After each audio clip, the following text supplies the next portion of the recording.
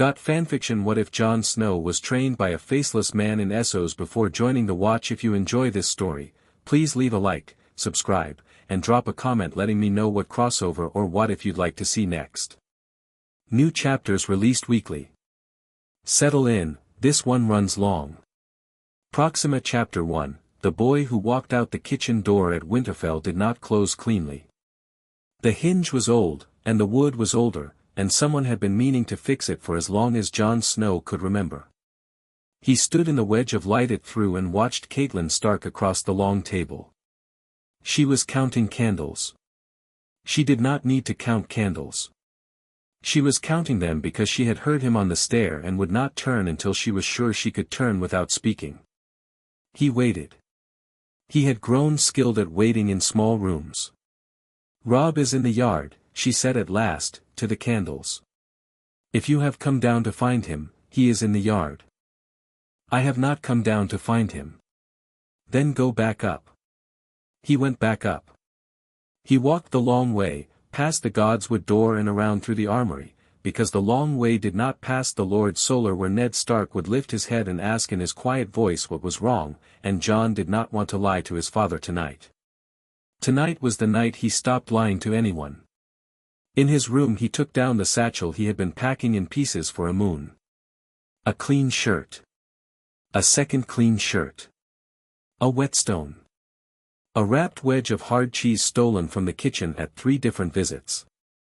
A flint and steel. The little leather purse that held the silver his uncle Benjen had given him at his name day and had told him to spend on something that would not last, because boys grew up too soon if all their gifts lasted. He had not spent it. He thought about that now and did not know whether it counted as obeying or disobeying. He took the dagger from under the mattress. It was not a Stark blade. It was a working knife, plain, the kind a smith's apprentice carries before he has earned anything better. It would draw no notice on a road. It would draw no questions on a ship. He sat on the edge of the bed and waited for the keep to go quiet. When he was sure enough, he crossed the corridor to Robb's room. The door was ajar. He pushed it with the back of his hand so as not to leave a print on the polished wood, an old habit, and stood inside the dark looking down at his half-brother. Robb slept the way he did everything, openly, fearlessly, with one arm flung wide as if he expected to wake up holding something. Jon had taken the better of the 2 pallets in their boyhood by always taking the worse, because Robb would offer it back, and the offering had been the only point. He did not wake him. He laid the wooden practice sword Robb had carved for him at 12 on the chest at the foot of the bed. He had carried it to and from the yard for 3 years. It was nicked at the tip from the day Theon Greyjoy had put a real sword against it to teach Jon the difference between a weapon and a toy. Jon had decided then that he would learn the difference all the way down.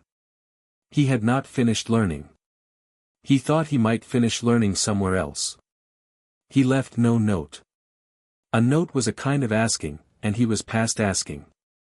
He went down the back stair. He passed Catelyn's door without slowing. The wedge of light from her room had narrowed almost to nothing. He thought of his mother, the woman he had never seen and could not picture, and then he thought of the woman beyond that door, who had come closest to mothering him by deciding, year after year, not to mother him, and he found he could not even hate her properly. Hate was a thing that needed a shape. What she gave him had the shape of weather. You did not hate weather. You walked out of it. He walked out of it. The yard was empty. The kennels were quiet. He went to Ghost where the white pup slept curled in the straw and knelt and pressed his forehead to the soft fur of the broad neck and held it there until the pup made a small sound. Then he stood and stepped back, and Ghost sat up, and Ghost looked at him with the red eyes he had been afraid of when he first found the litter and was no longer afraid of, and Jon shook his head once. "No," he said. "Not where I am going." The pup whined. "You stay with him. You stay with Robb. You hear?" The pup did not move. The pup understood, which was worse. Jon turned away and did not look back. He felt the place between his shoulders where eyes were and made himself not feel it.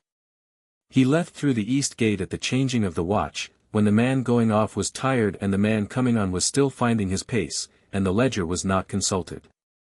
Hayhead nodded at him without seeing him, the way men did to a quiet boy they had nodded at every day for 14 years.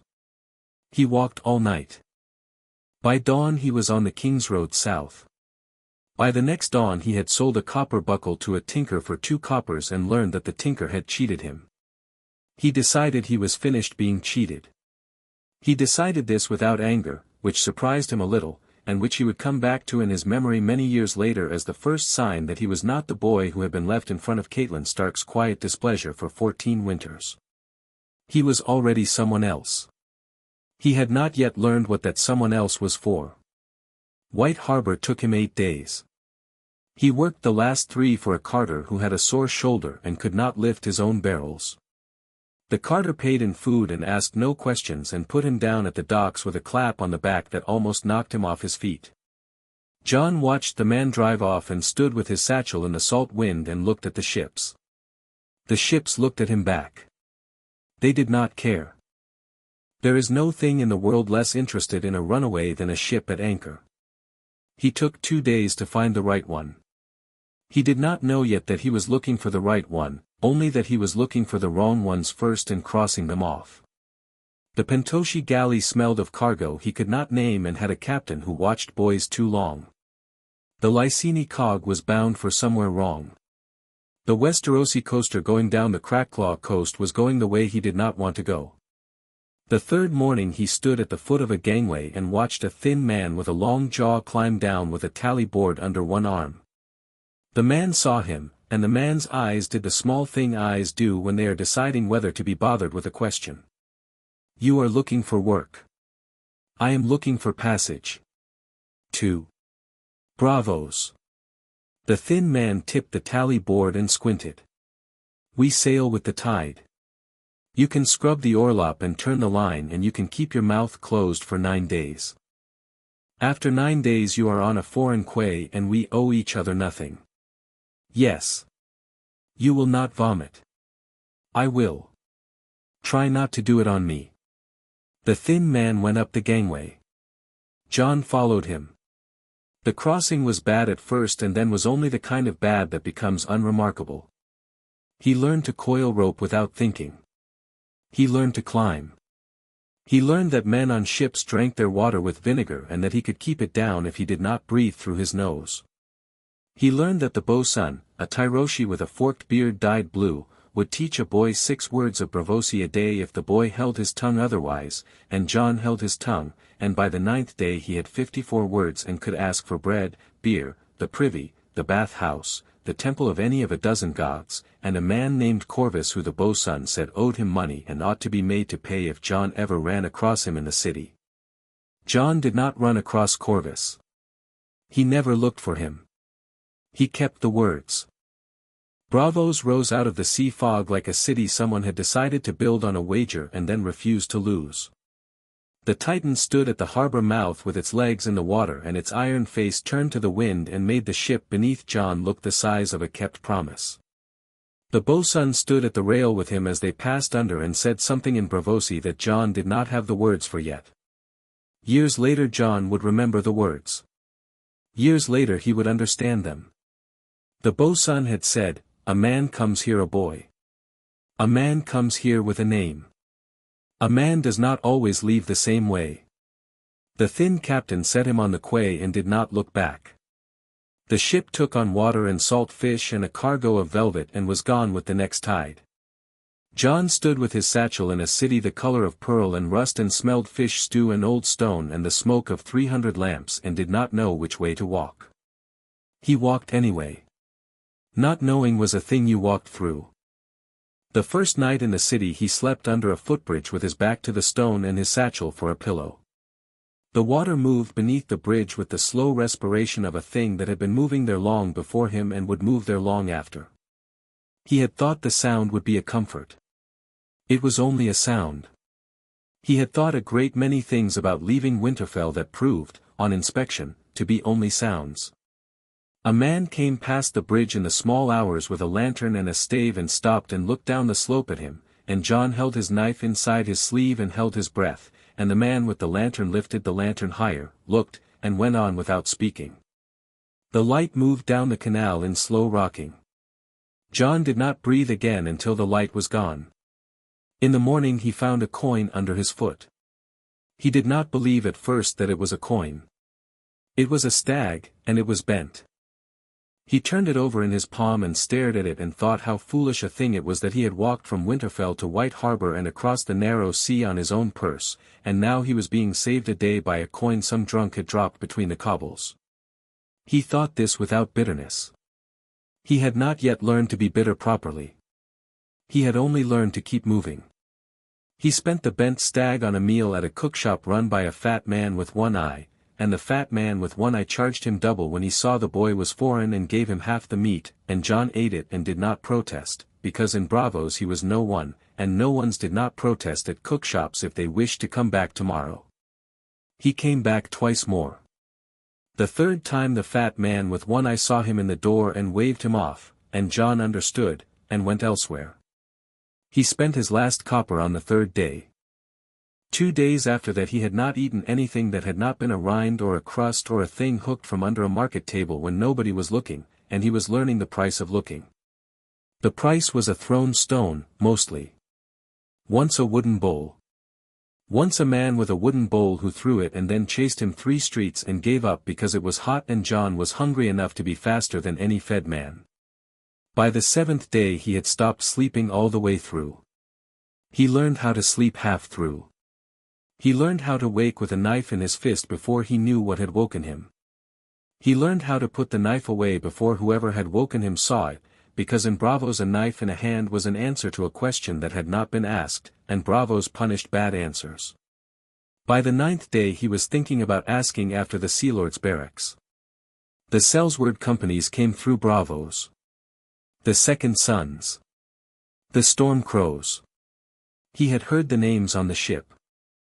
They took boys, the bosun had said.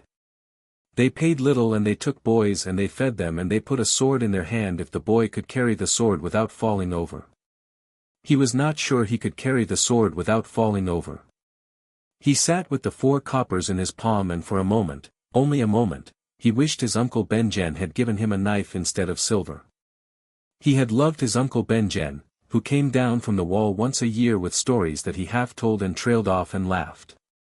He thought of his Uncle Benjen now, riding patrol in the haunted forest somewhere beyond a great wall of ice he had never seen, and he thought how little Benjen would have minded if he had stolen a loaf.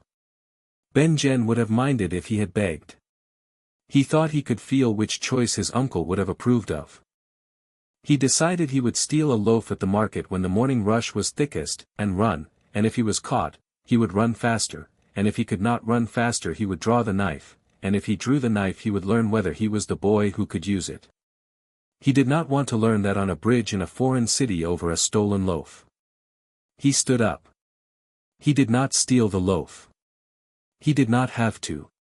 He was sitting on the steps of a small canal bridge thinking about this and trying not to think about it, because thinking about food when there was no food only made the inside of his mouth cramp, when an old man stopped at the foot of the bridge and looked up at him. The old man had a kind face.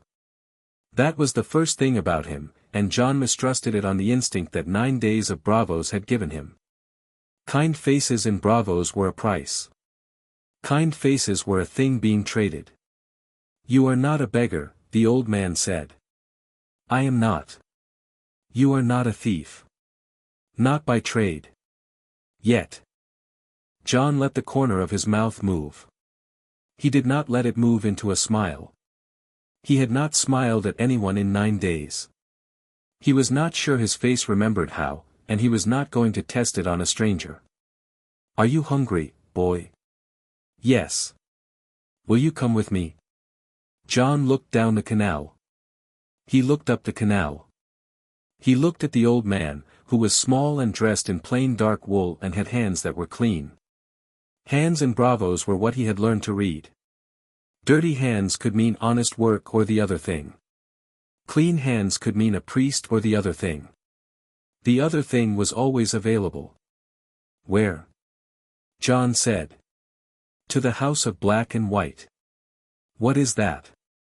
The old man's eyes moved on him then, and the kindness that had been in them did not go anywhere, but something else came to sit alongside it. Jon would learn what to call it later. He had no word for it yet. He felt seen, and he did not like to be seen, and he did not look away. "It is a house," the old man said. "It has a kitchen. The kitchen has bread. You may come. You may go. You will not be asked your name. Then how will you call me?" "Boy." "For now." Jon weighed it. The weighing did not take long. There was almost nothing on the side of the scale that said no, except that the old man's offer had the shape of a door, and doors had hinges, and hinges only swung one way at a time. He stood up. He picked up his satchel. The satchel was almost empty, and he had been carrying it as if it weighed something for so long that it took him a moment to remember it didn't. "All right," Jon said. The old man turned and walked, and Jon walked, and they crossed 3 bridges and went up a street that smelled of incense and down a street that smelled of nothing at all, and at the end of the second street there was a building set apart from the others. It stood on a low rise with steps going up to it and water lapping the foot of the steps. The doors of the building were 2 halves of one door, and one half was black weirwood and one half was white, and where the 2 halves met in the middle there was a seam, and the seam was where the world cracked open if you looked at it long enough. Jon did not look at it long enough. He looked at the bread instead. The old man led him into a hall lit only by torches, and from the hall into a kitchen, and the kitchen had 3 trestle tables and a hearth, and at one of the tables a girl in a grey novice's robe was cutting onions. She did not look up. The old man took down a half loaf of dark bread from a shelf and a clay cup of broth from a pot and set both in front of Jon and pulled out a stool, and Jon sat without being told to sit, because his legs had decided for him. He ate. He did not eat the way a starving boy eats. He ate the way Catelyn Stark had taught him to eat at her table, when he had been allowed at her table, which was to say carefully, with both hands accounted for, with his elbows off the wood and his bite small. He had eaten this way at her table because he had thought she might let him stay if he ate this way. She had not. He did not know why he was eating this way now. He was not trying to stay anywhere. The bread was warm. Jon noted this as a fact, the way Maester Luwin had taught him to note facts, without comment, and in order, so that you could find them again later if you needed them. Warm bread in a kitchen at a stranger's table at a small hour of the afternoon. Cup of broth, hot. Onion girl, grey robe, did not look up. Old man, hands clean, voice low, eyes in 2 parts. Outside the kitchen, a corridor, beyond the corridor, a hall with 2 color doors. No second guard visible. No bell. No dog. He did not know what he was making the list for. He had been making lists like this for most of the way down the King's Road and across the deck of the ship, and he had been making them without quite asking himself why. He thought now perhaps the answer was, because his life had narrowed to a corridor of decisions, and at the end of the corridor a door swung, and he wanted to know what was behind the door before he stepped through. He looked up from the cup. He found the old man's eyes already on him. "You are looking at my kitchen," the old man said. "Yes. You are looking at it as if you were going to fight in it." "No. As if I were going to leave it." The old man's mouth moved. It did not move into a smile. It moved into the place where, on another man, a smile would have been. "Good," he said. "You should always know your way out of a room. Even mine. Even later." The old man watched him eat the way a man watches a candle gutter without yet putting his hand to the wick.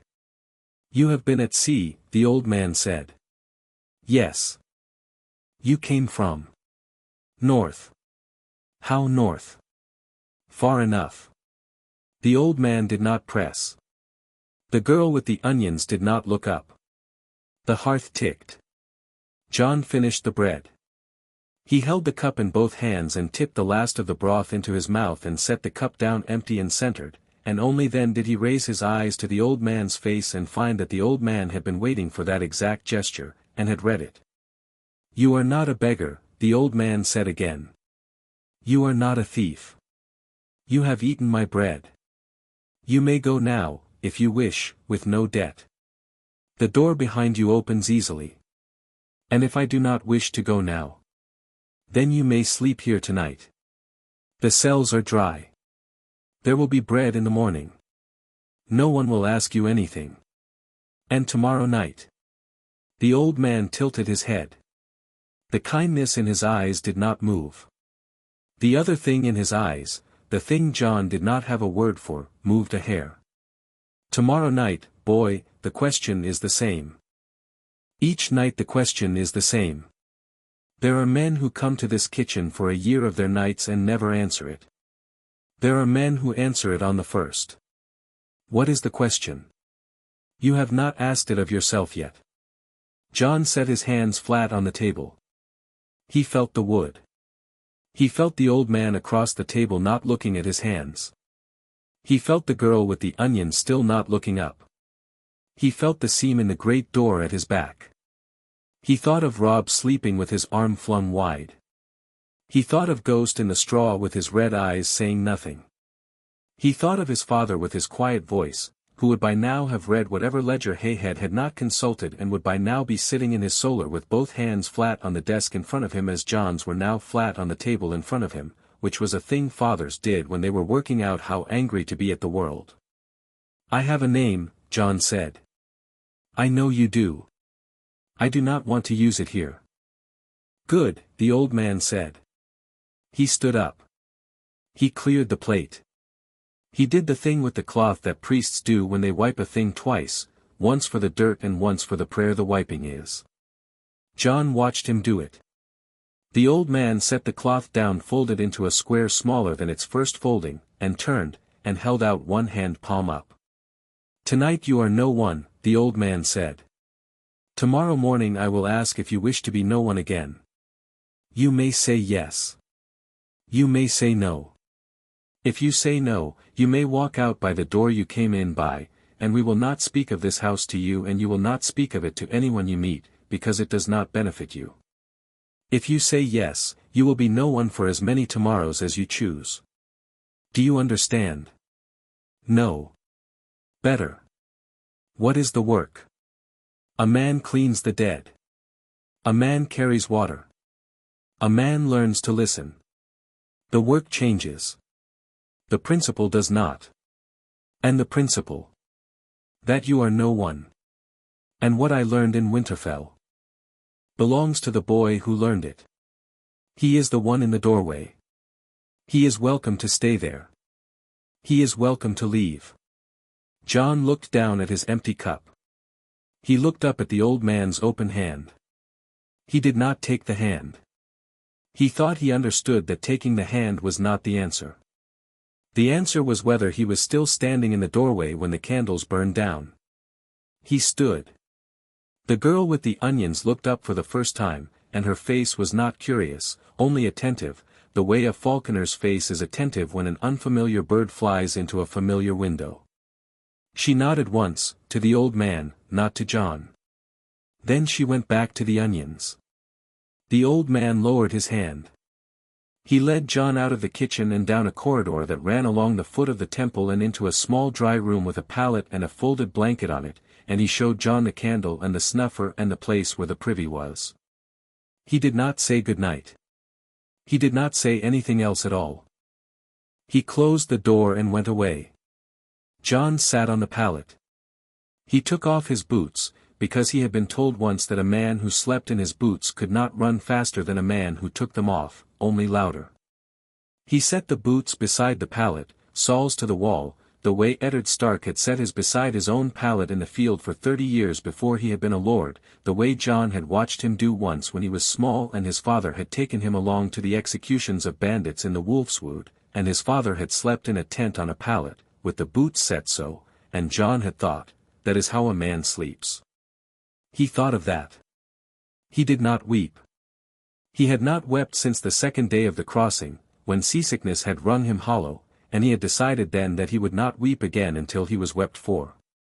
He was a long way from that and he knew it. He blew out the candle. He lay back. He listened to the temple breathe around him, because old buildings breathe, and old buildings on water breathe louder than old buildings on stone. Somewhere above him there were footsteps. They were the footsteps of someone who walked very softly and yet wanted Jon to hear them, because a man who did not want to be heard could be silent in the house of black and white as easily as he could be silent in his own grave, and silence was a thing this house was made of, and if the footsteps had wanted to be silent the footsteps would have been silent. He understood, sleepy now, that the footsteps were the question being asked again. He answered it by closing his eyes. In the morning the old man returned and stood in the doorway with a cup of water and looked at him. "Boy." "Yes." "Will you stay? For today?" "That is enough." The old man set the cup down. He went out. Jon drank the water. He laced his boots. He folded the blanket. He did not yet understand that he had taken a step that could not be untaken, because no step in the house of black and white could ever be untaken, only walked further.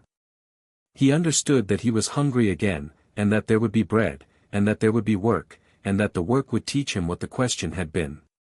He did not pick up his satchel. He left it by the pallet. He had brought it across the narrow sea and across half a city and into this room. He had carried it as if it weighed something. The weight had been the boy in Winterfell, looking back. He had finished carrying that boy. He went down the corridor to the kitchen. The girl with the onions was no longer in the kitchen. There was only the old man, and a bowl of porridge, and a wooden spoon. The old man did not greet him. The old man pointed at the bowl with his chin. Jon ate. He ate slowly, both hands accounted for, elbows off the wood. He had eaten this way for Catelyn Stark and she had not let him stay. He ate this way again for the old man, who was not asking him to stay, who was only setting bread in front of him and watching him decide whether to eat it. He thought he would unlearn that habit eventually. He thought he might learn another one in its place. He thought it would take time. He had time. He had nothing else, and that was the same thing. When the bowl was empty and the spoon was clean, the old man said, "Today you carry water. The well is in the courtyard. The basins are in the chamber of stillness. You will fill the basins. You will empty them at sunset. You will not look at the faces in the basins. If you look, you will look. If you do not look, you do not look. It is for you to choose. What faces? You will see when you fill the basins." Jon set the spoon down across the bowl and stood. The old man did not stand. The old man watched him cross the kitchen to the door with the eyes of a man who had fed many boys in many mornings, and most of them had walked back out the front doors of the temple by midday, and a few had not, and he could not yet tell which Jon was, only that Jon was not yet the first kind, and the second kind took a long time to decide itself. Jon paused at the door. "I have a name," he said again, because he wanted to say it once more before the not saying became the rest of his life. "I know you do. It is, do not tell me. The day you tell me is the day I send you home." Jon did not tell him. Jon went out into the courtyard and found the well, and he drew water until the rope burned the soft places between his fingers raw, and he carried the basins one by one to the chamber of stillness, and the chamber of stillness was not still, it was full of dim light and small breathing and the sweet sour smell of bodies laid out under linen, and there were faces in the basins when he looked, although he did not understand at first that they were faces, and then he did, and then he set the basins down very carefully and he did not look again until he had emptied them at sunset, and when he had emptied them he stood by the canal at the temple's foot and washed his hands and forearms in salt water until the well rope burned stung enough to remind him he had hands at all. He had not asked the old man's name and the old man had not asked his, and Jon thought about that as he climbed the corridor stair, and he thought it was the first courtesy a stranger had paid him in 14 years that did not come with a price he could see. He did not yet know the price. He had not yet learned that the house of black and white did not collect its prices in the rooms where it set them, but elsewhere, and later, and quietly. He would learn this. Tonight he was permitted not to know it. The old man understood, in the same way the old man understood the angle of a boy's elbows on a kitchen table and the way a boy set down a cup empty and centered, that what Jon needed tonight more than answers was a roof and a meal and a door he could close behind him. The door he closed behind him made no sound when it closed. He stood with his hand on the latch a moment and noted this, the way he had noted the warm bread, and added it to the list. Doors that closed without sound. Floors that did not creak. A whole house that breathed and yet did not tell the breathing where it stood.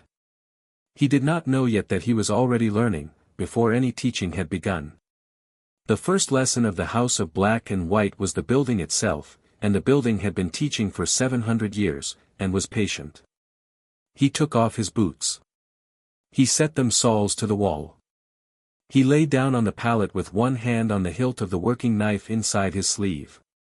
He did not know whether he would sleep with the knife in his hand all night. He thought he would, the first night. He thought perhaps he would not, the second. He was right about both.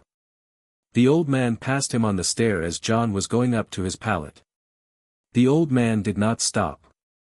The old man only said, in a voice quiet enough that Jon was not sure he had been spoken to until the words were already past, tomorrow, the question again.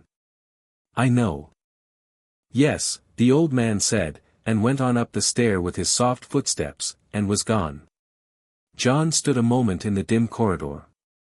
He thought of Robb, with his arm flung wide. He thought of his father at his desk. He thought of Catelyn Stark counting candles. He thought of Ghost in the straw.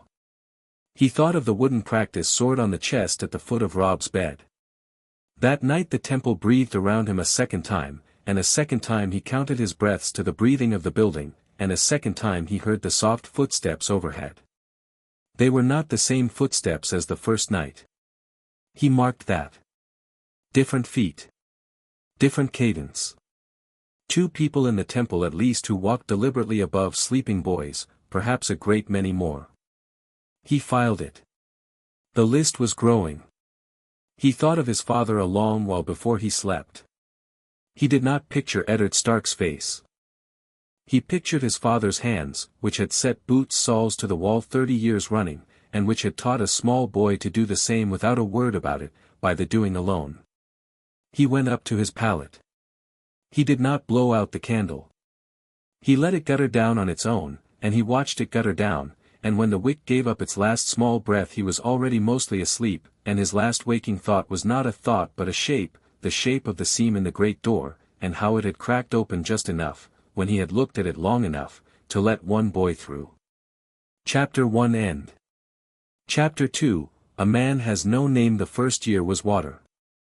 The well in the courtyard was old, and the rope on the well was old, and the bucket on the rope was iron and not wood because wood floated and iron did not, and the kindly old man had told him on his second morning at the temple that the iron bucket was for hauling and the lighter wooden one was for grace, and Jon should learn the difference by feel before he asked which to use.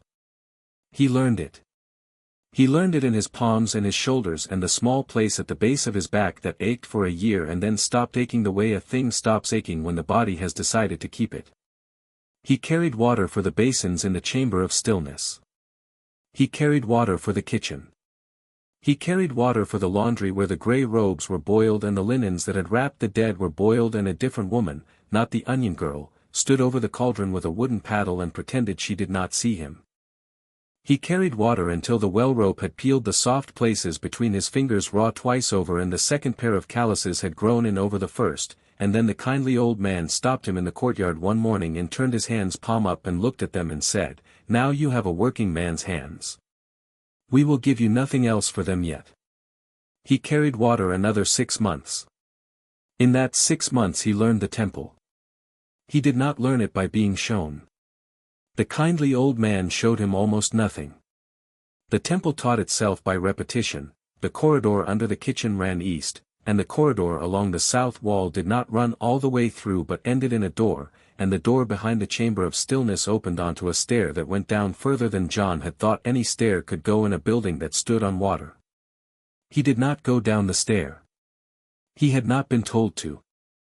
The old man had said once, "There are doors in this house that you may go through, and doors that will be opened for you, and doors that you will be invited through. Do not confuse the kinds. Jon did not confuse the kinds. He marked the door that went down. He waited. He saw other novices. He did not speak to them and they did not speak to him. They came and went through the kitchen like swallows. Some stayed weeks. Some stayed a season. None stayed past the first hard test, which Jon understood without being told that he was being prepared for, although he had not yet been told what it was. He kept his name. He kept it inside his teeth. He had told the old man on the first morning that he had a name and he did not want to use it, and the old man had said that the day Jon told him the name was the day the old man sent him home, and Jon had understood the trade. He did not say the name aloud and he did not write it and he did not even think it at the front of his mind. He kept it back behind his molars, the way men kept a coin folded into a cheek for the day they would need it. He thought he might never need it. He thought the day he opened his mouth and said it would be the day he was choosing to be sent home, and home was a thing that had finished happening to him before he left it. He answered to boy. By the end of the first year the boy was not a boy anymore in any of the ways that had been true at Winterfell. He had grown out his shoulders by hauling. He had grown into his jaw by doing without. He had stopped flinching when the kindly old man came around a corner unannounced, because the kindly old man stopped coming around corners unannounced when Jon stopped flinching, and the lesson, Jon understood, had been less about being startled than about being a thing that revealed itself when startled. The kindly old man explained nothing. Then, one evening at the end of the first year, in the hour after the basins had been emptied and before the kitchen had been set for the next meal, the kindly old man sat down across from him at the trestle table and folded his hands on the wood and said, "Boy. Tonight a girl will hit you.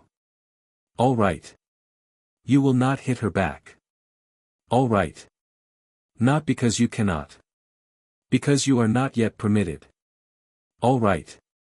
Tomorrow night the same. All right. For one moon. Then we will see." The kindly old man stood and went out, and Jon waited at the table because he had not been told to leave it, and after a few moments a girl in a grey robe came in. She was small. She was a head shorter than Jon, narrow in the shoulders, sharp in the face, with the cropped hair the novices wore and the brown skin of someone who had grown up under a stronger sun than any sun Jon had ever stood in. She did not greet him. She did not look at him. She crossed the kitchen in 3 steps and struck him in the side of the head with the flat of her hand. He sat down on the floor. She watched him sit. She did not help him up. She said, in clipped, accented common, "Lift your face. I cannot hit it where you have put it." He lifted his face. She struck him in the cheek with the flat of her hand. He sat on the floor again. He had been sitting on the floor by then for the second time in his life as a person who had elected to sit there. The first time, by the bridge in Braavos with 4 coppers in his palm, had been involuntary. This was elected. He wanted to learn what was being taught. He could not learn it standing. "You are slow," the girl said. "Yes. You are taller than I am and you let me hit you." "Yes. That is correct," she said. "Up." He stood up. She struck him again. He went down again.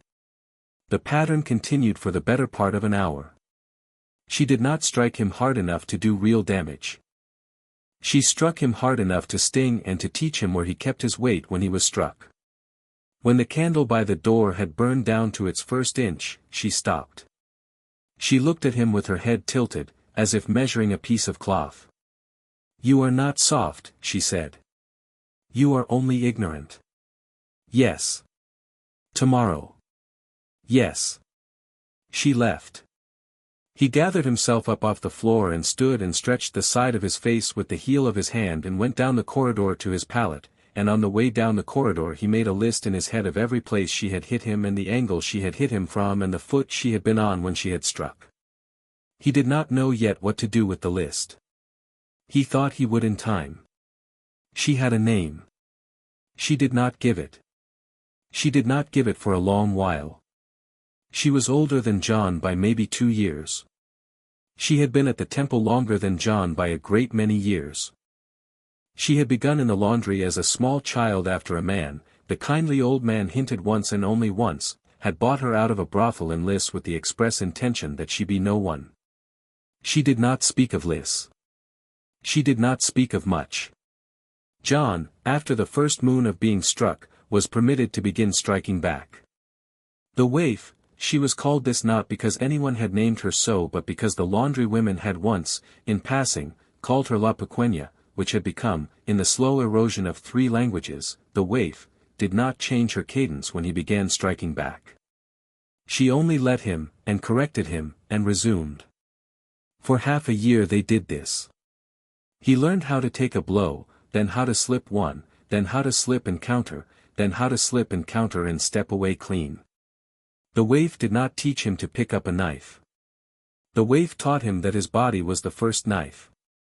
If a man cannot kill you with his hands, he will not kill you with steel, she said once, and that was as close as she came to a maxim. She was not given to maxims. She was given to elbows. The kindly old man taught him, in the same time, language. He had begun in common. He had had a little old tongue from the north and a little of the boatswain's Braavosi from the crossing. The kindly old man, sitting across the trestle table at evening, would set down a cup and say a word in Braavosi and wait. If Jon repeated the word, the old man set down a second cup and a third and named those. If Jon did not repeat the word, the old man said the word again and waited. He never said it 3 times. After the second saying he removed the cups. Jon learned to repeat words on the first hearing. By the end of the second year he could carry a conversation in Braavosi at the speed of an ordinary man. By the end of the third he could carry one at the speed of a Braavosi. He learned High Valyrian on the same principle, and Low. He learned a coastal cant of the free cities that was useful in dockside places where men did not wish to be heard by other men. He learned a careful and bookish pentoshi that he would never, in any year of his subsequent life, find use for. He learned the undull tongue of Westeros that the great houses spoke, refined to the cadence of a maester rather than a soldier, because, the kindly old man said, you will sometimes need to be a maester. Jon said, I will not pass for a maester. Not yet, the old man said. The poisons came in the second year. They were not theatrical. The kindly old man took him into a small low-ceilinged room behind the Chamber of Stillness, where there were shelves and shelves of small clay pots and small glass bottles and small wooden boxes lined in lead, and the old man named each one. He did not perform. He did not flourish. He named them the way a smith names tools. This is the tears of Lys. It has no taste. It works in 3 days. A man dies of his own bowels. This is the strangler. It draws the throat closed in a heartbeat. The face purples. The eyes break. This is essence of nightshade. A drop steadies a hand on a long ride.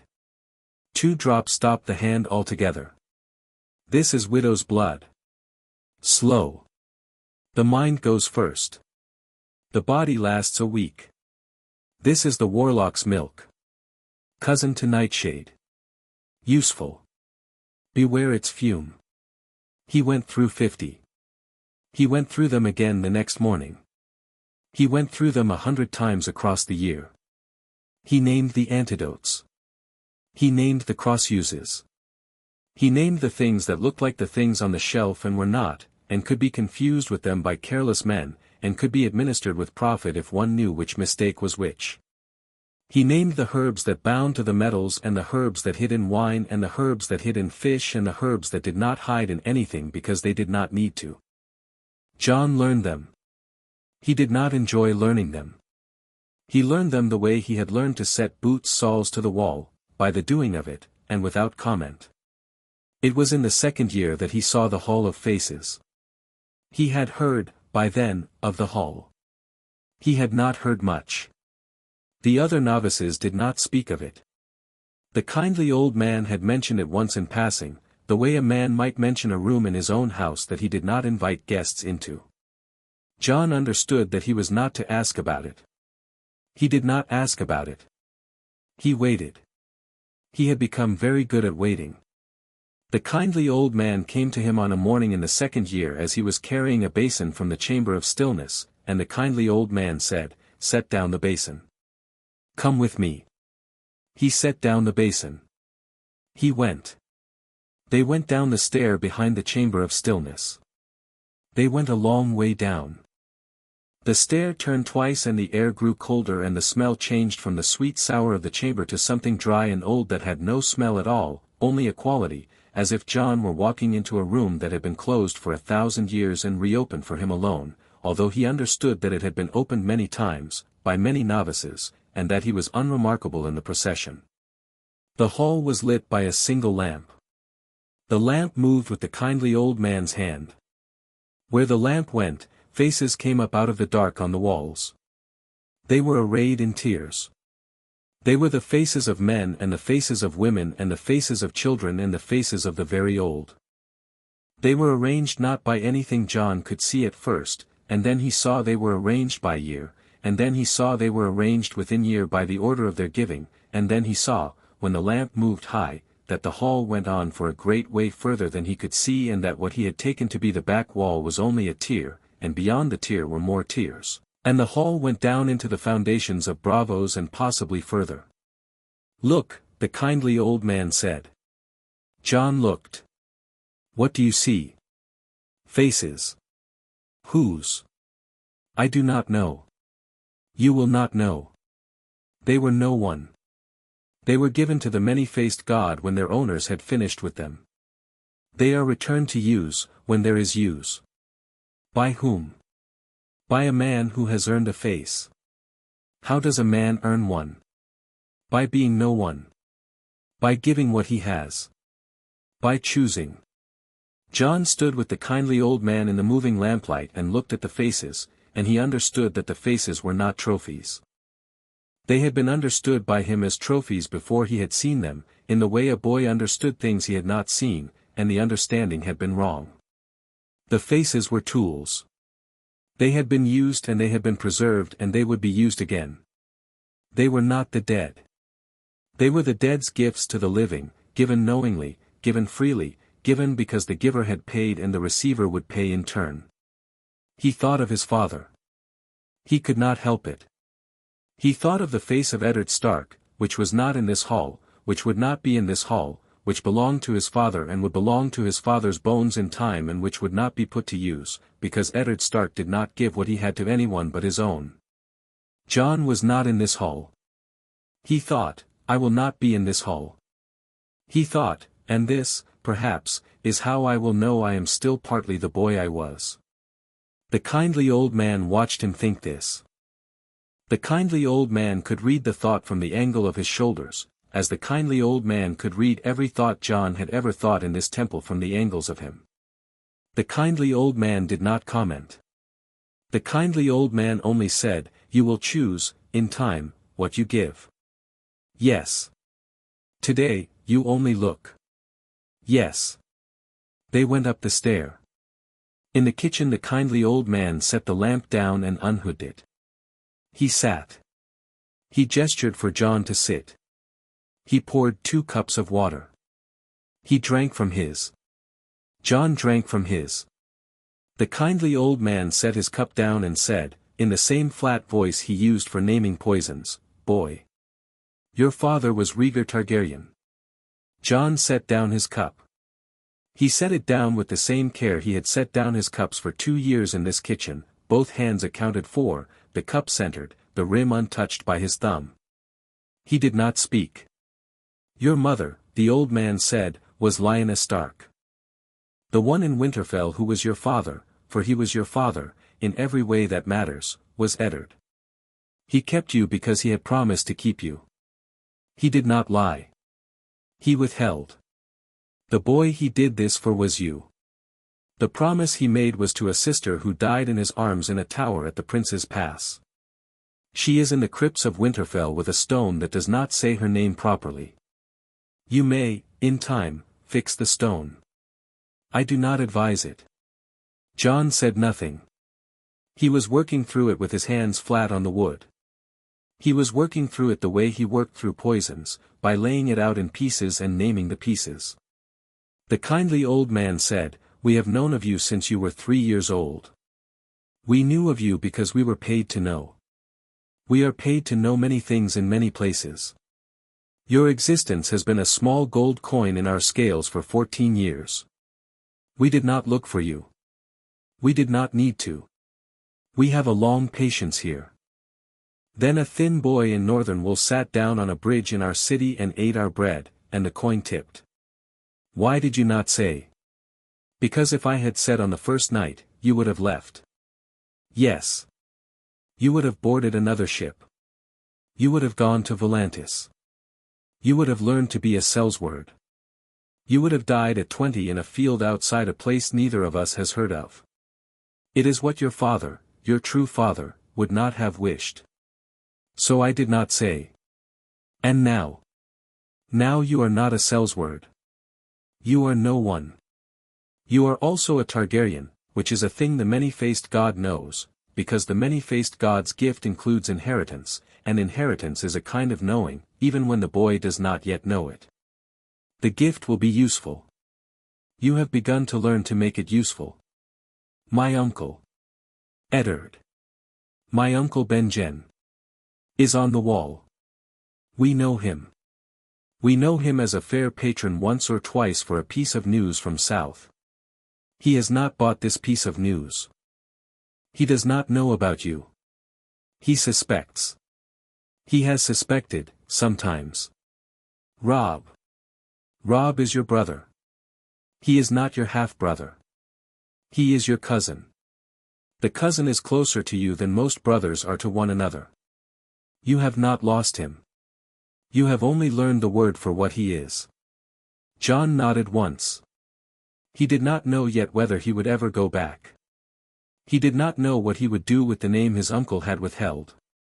He understood the kindly old man had given him a piece of information that did not belong to the kindly old man, and that the giving had been deliberate, and that the cost of the giving was a part of the bargain Jon was making by remaining in the kitchen to receive it. Why tell me, he said, today? Because tomorrow you take a face.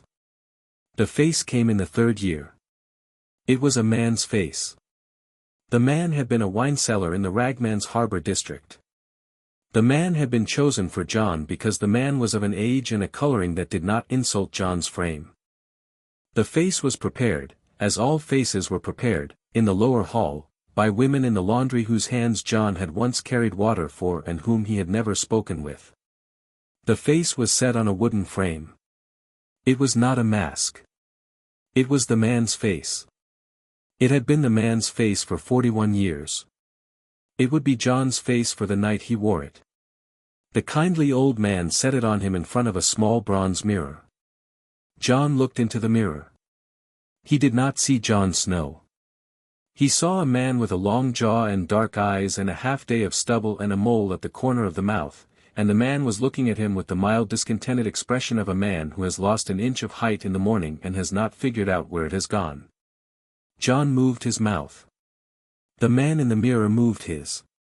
Jon said in the wineseller's Braavosi, with the wineseller's slight Lycini accent, "How long?" "Until sunrise," said the kindly old man behind him in the mirror. "It is not yours. You have borrowed it. The man it belonged to gave it to the temple gives it to you, you give it back at sunrise. You will go where I send you. You will do what I say. You will return. Yes. What is your name?" "I have no name. I have a face for tonight." "What is your name?" "No one." "Better." He went out into Braavos that night with the wineseller's face. He walked down the bridge stair from the temple in the wineseller's stride, which the kindly old man had shown him on a small wooden staff for an hour that afternoon. The wineseller, Jon was told, walked with a slight catch in his right hip from a fall taken at 26 off a broken stair. Jon walked with the catch.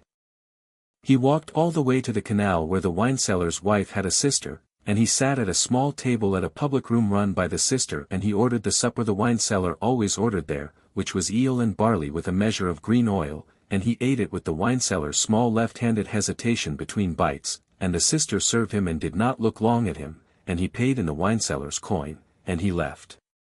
He took the long way back.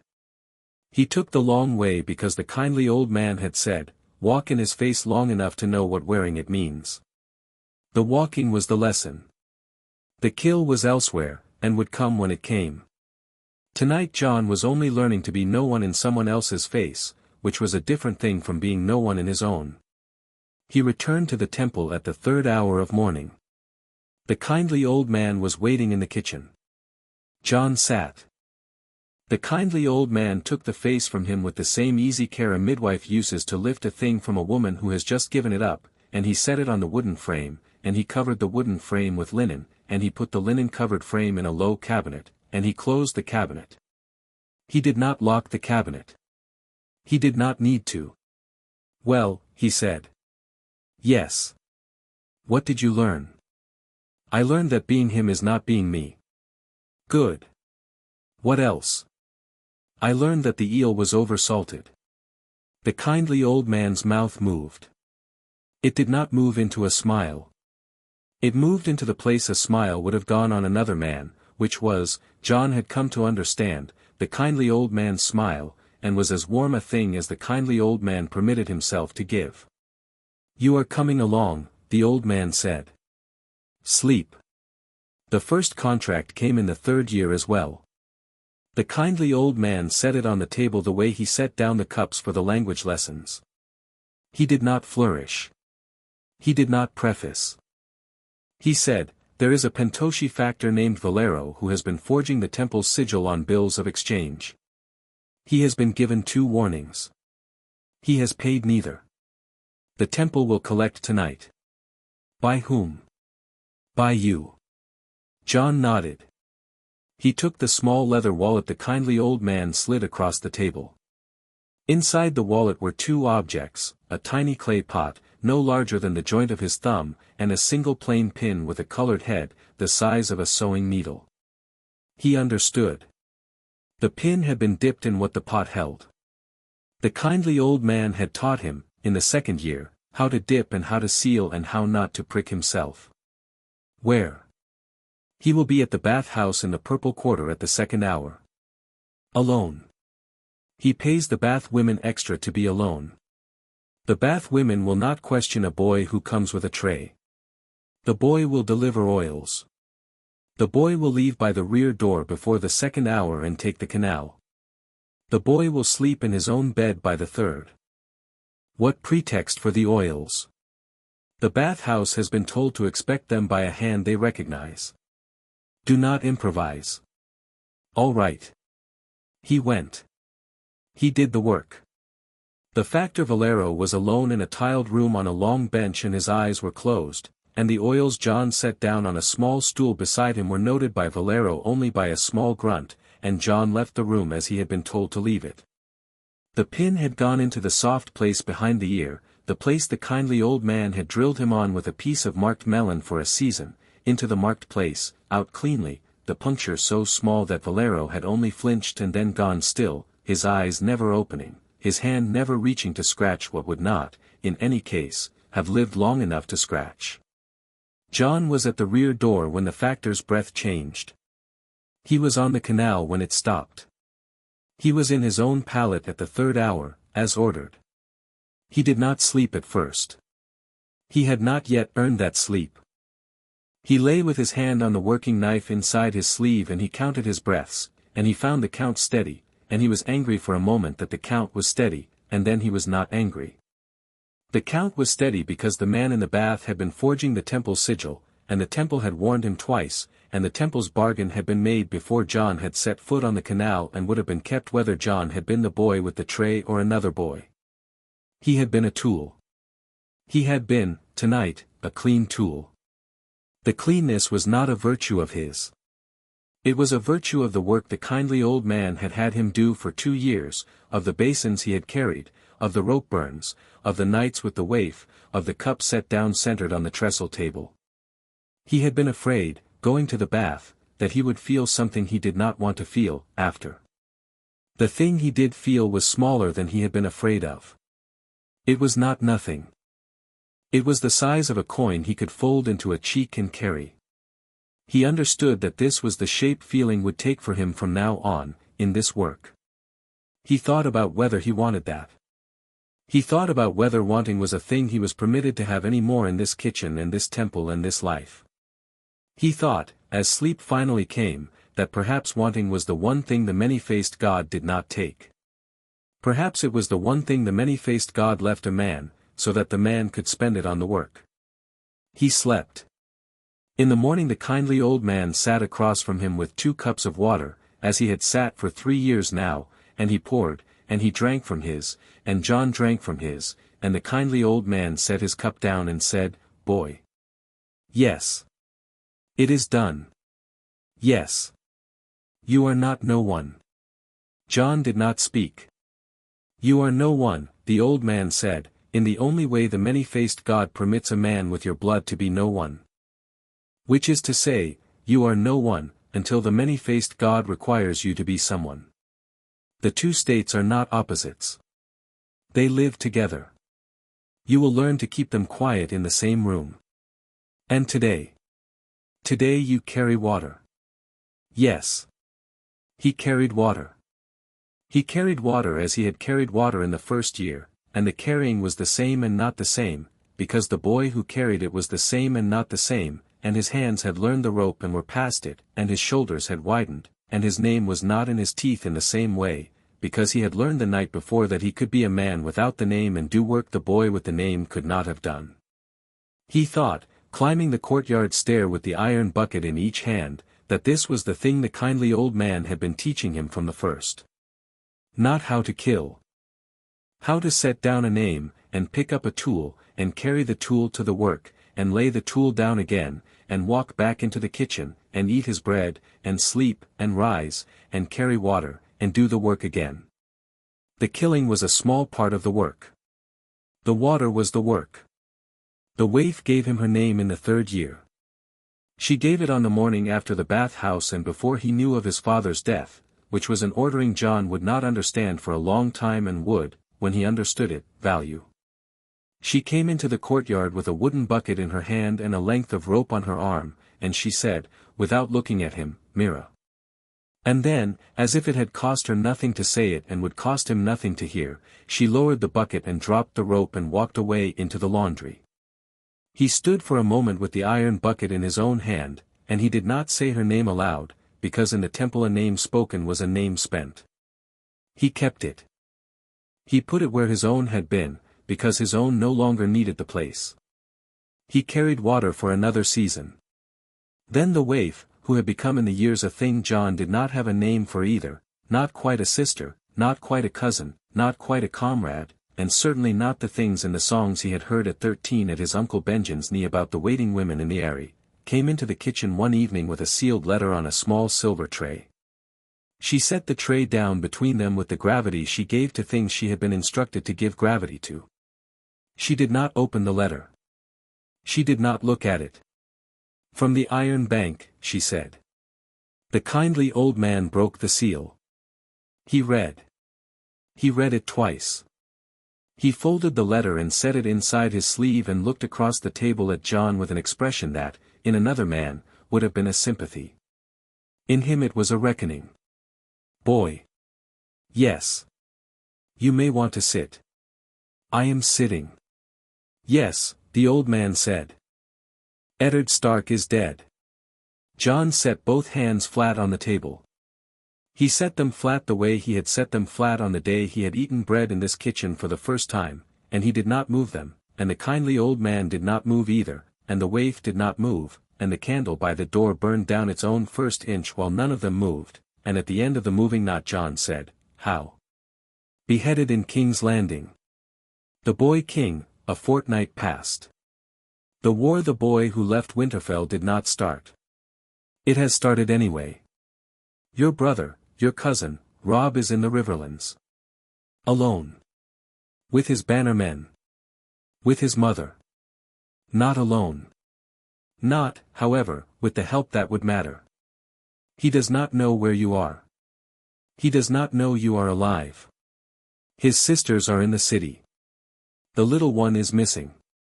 The older one is at the boy king's court. Bran. Rickon. In Winterfell. For now. We do not know how long. My uncle Benjen. Lost beyond the wall this past year. The watch presumes him dead.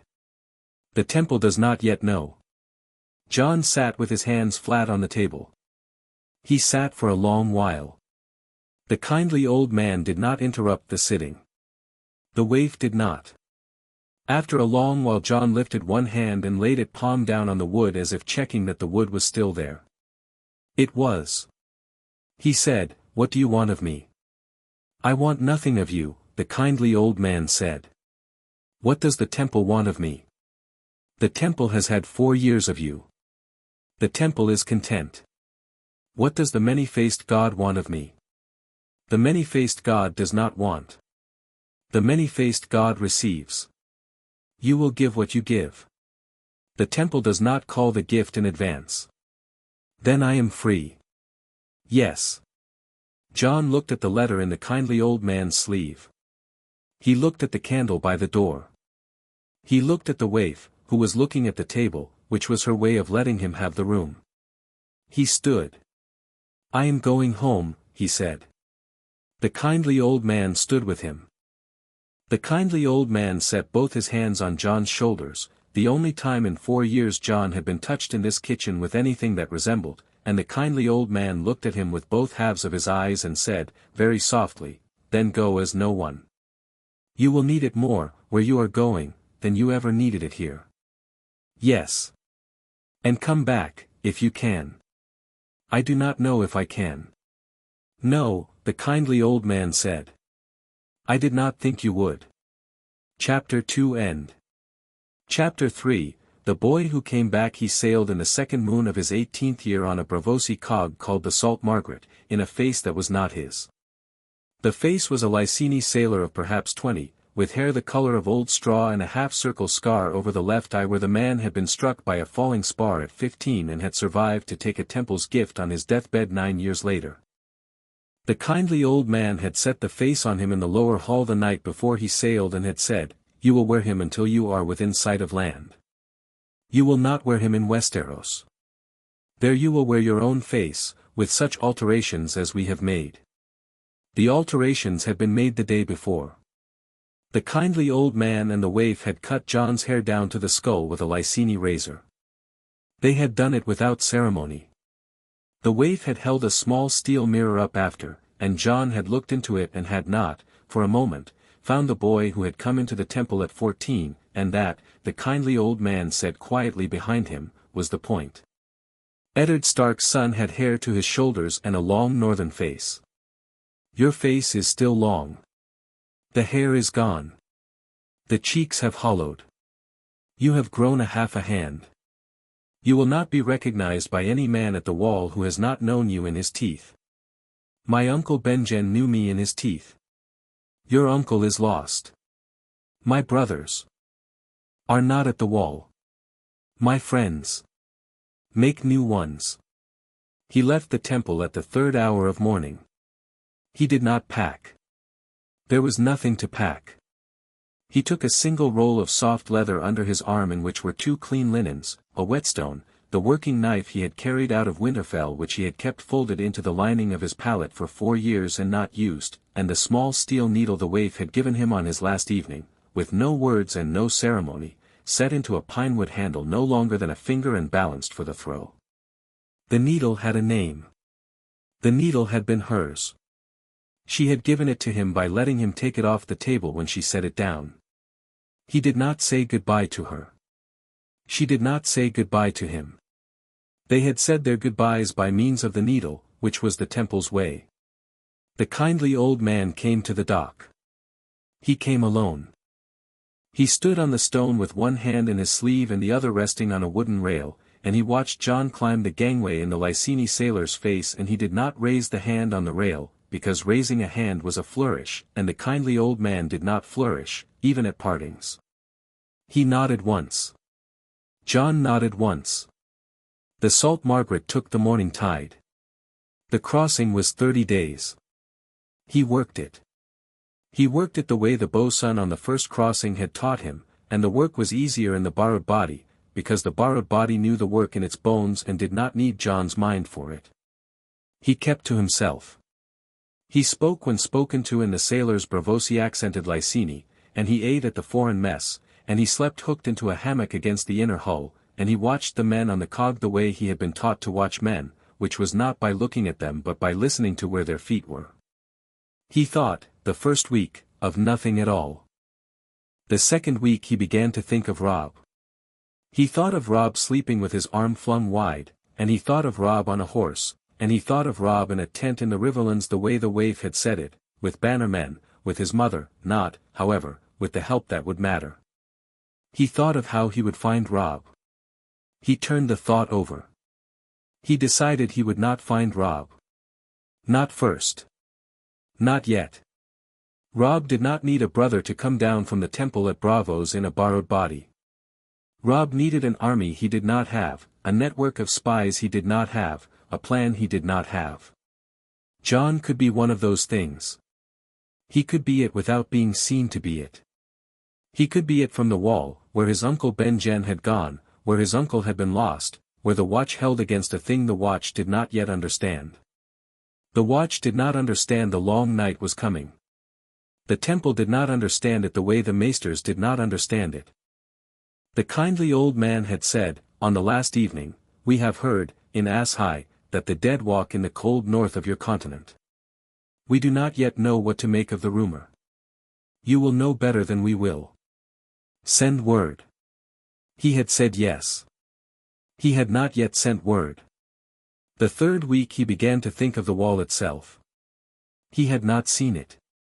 He had been raised within 400 leagues of it and had known a man who patrolled it and had not seen it. He pictured ice. He pictured a long line. He had heard from his uncle Ben-Jen, in the years before he had left, the watch's litany, Castle Black, East Watch, the Shadow Tower, and the empty castles between. He recited the litany in his head as he coiled rope. It steadied him. It was a thing the boy had known, and the man had not had use for, and now the man had use for it again. The fourth week the Salt Margaret made the bite, and he saw Westeros. He stood at the rail in the Lycini sailor's face and looked at the grey coast, and he found he had no feeling in his chest about the grey coast, which surprised him, and which he marked. He had thought he would have a feeling. For years had taught him that a thing he expected to feel was a thing he should suspect not feeling, because the absence was sometimes the truer thing. He stood at the rail until the light changed, and then he went below, and in the small space hooked off the orlop where the men kept their kits he peeled off the Lycini sailor's face the way the kindly old man had shown him to, with the small bone hook at the temple, and he folded the face into the linen square he had been keeping it in, and he set the linen square inside his roll. He looked at his own face in a tiny scrap of polished tin he had stolen from the cookshop in Braavos before sailing. It was his face. It was not the boy's face. The cheeks had hollowed. The eyes had gone darker. The hair was gone. The mouth was different. The mouth had been a soft mouth at 14. It was not a soft mouth now. He thought it had been the mouth that had given the boy away the most often. In Catelyn Stark's hall, soft mouths invited correction, and it was good that the mouth was not soft anymore, because there was no one alive on this side of the narrow sea who would correct him. He landed at White Harbor on a morning of cold rain. He walked off the gangway without looking back, because the men of the Salt Margaret had been told he was leaving, and there was nothing to look back at. He paid the harbormaster's clerk in coin from the wallet the kindly old man had set in his hand at the dock at Braavos. The wallet had 32 silver stags and a writ in a fair northern hand naming him Jon Snow, born in Sisterton, of an unknown father and a mother since dead, age 18, with a recommendation from a steward at the sisters' port whose name was likely real and had likely been bought by the temple at some point in the past for less than a Pentoshi factor's annual wine bill. He did not like the surname Snow. The kindly old man had insisted. It is the safest possible name. There are 1,000 boys in the north called Snow. No one looks twice. No one asks. The boy you came from was Jon Snow. The boy you become at the wall is Jon Snow. The lie is an inch wide. The inch is plenty. You will see.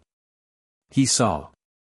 The clerk looked at the writ for the time it took to scratch a mark in a ledger, and looked at his face for the time it took to confirm he had 2 eyes and a mouth, and he was through and on the King's Road north before the rain had stopped. He walked the King's Road in the cold. He walked it with the patience the wave had drilled into him on long evenings of striking him until he could be struck without losing his footing, patience as a posture, patience as a way of standing. He took 2 weeks at it. He went past the inn at the crossroads without going in. He went past the holdfast of a small house whose lord he had met at 6 and would not have recognized in any case.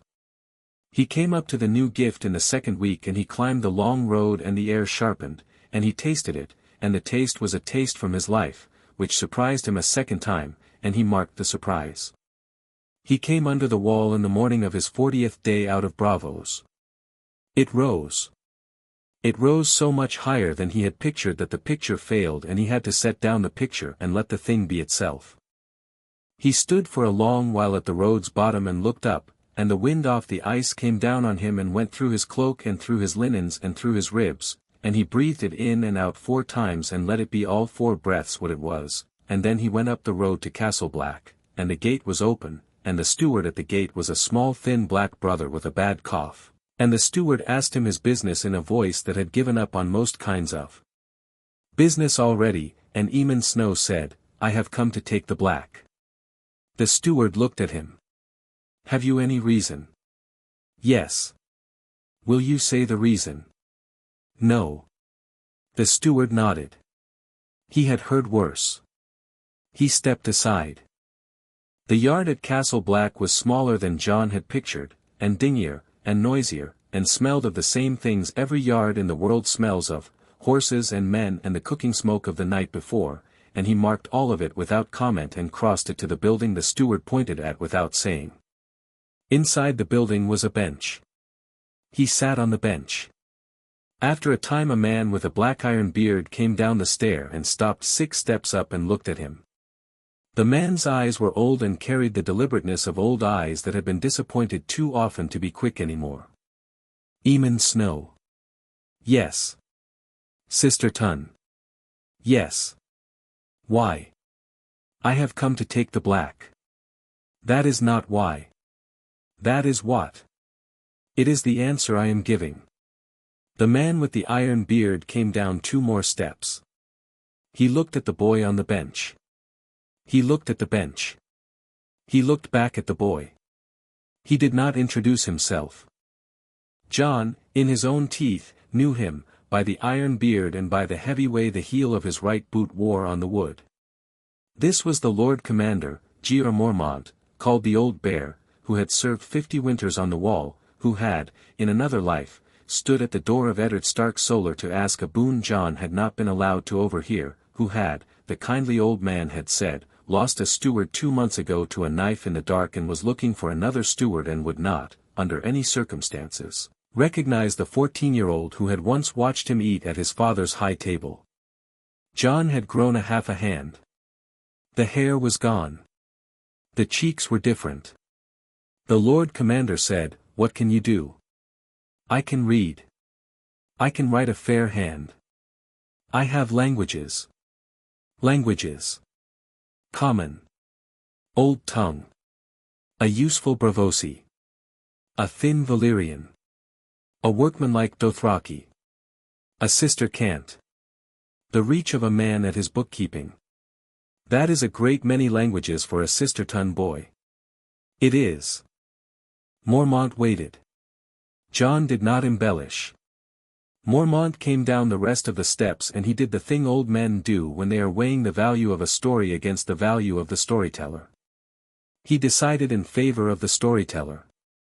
He decided in favor of the storyteller because the watch was not a place to be choosy with men who walked up the road of their own will and gave fair answers. You will steward to me, Mormont said.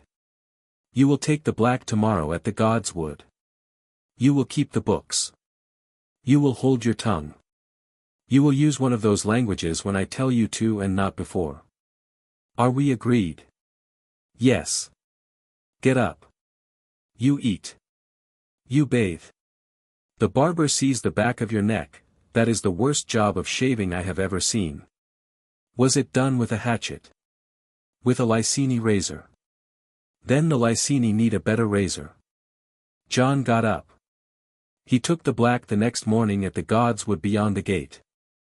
He took it with 3 other men who had come up the road with him in the same week, a butcher's apprentice from Lannisport, a hedge knight from the Reach who had run out of road, and an older man who did not give his name and did not, the steward said, need to. They knelt. They spoke the words. The Lord Commander spoke the words back. The old gods, who were in this God's Wood and not in the temple at Braavos, watched in their cold red way through the bone-white face of a heart tree and gave no sign. Jon did not need a sign. He had taken vows already, in another temple, that had bound him stricter than the vows he was speaking now, and the binding stricter had been that he could not, in good conscience, speak these vows to the old gods without acknowledging the many-faced God in his teeth, and he did acknowledge in his teeth, and the old gods, who were old enough to have heard worse, did not object. He rose with the others. He walked back across the yard with the others. He drew his cloak with the others. The cloak was older than he was. The cloak smelled of the man who had worn it last and of the cedar chest it had hung in afterward and the camp of the brothers used to keep moths from the wool. He drew it over his shoulders and he understood, doing it, that he had crossed a line he could not uncross. He had taken vows in the God's Wood at Castle Black under the eyes of the Lord Commander. He had taken them as Snow.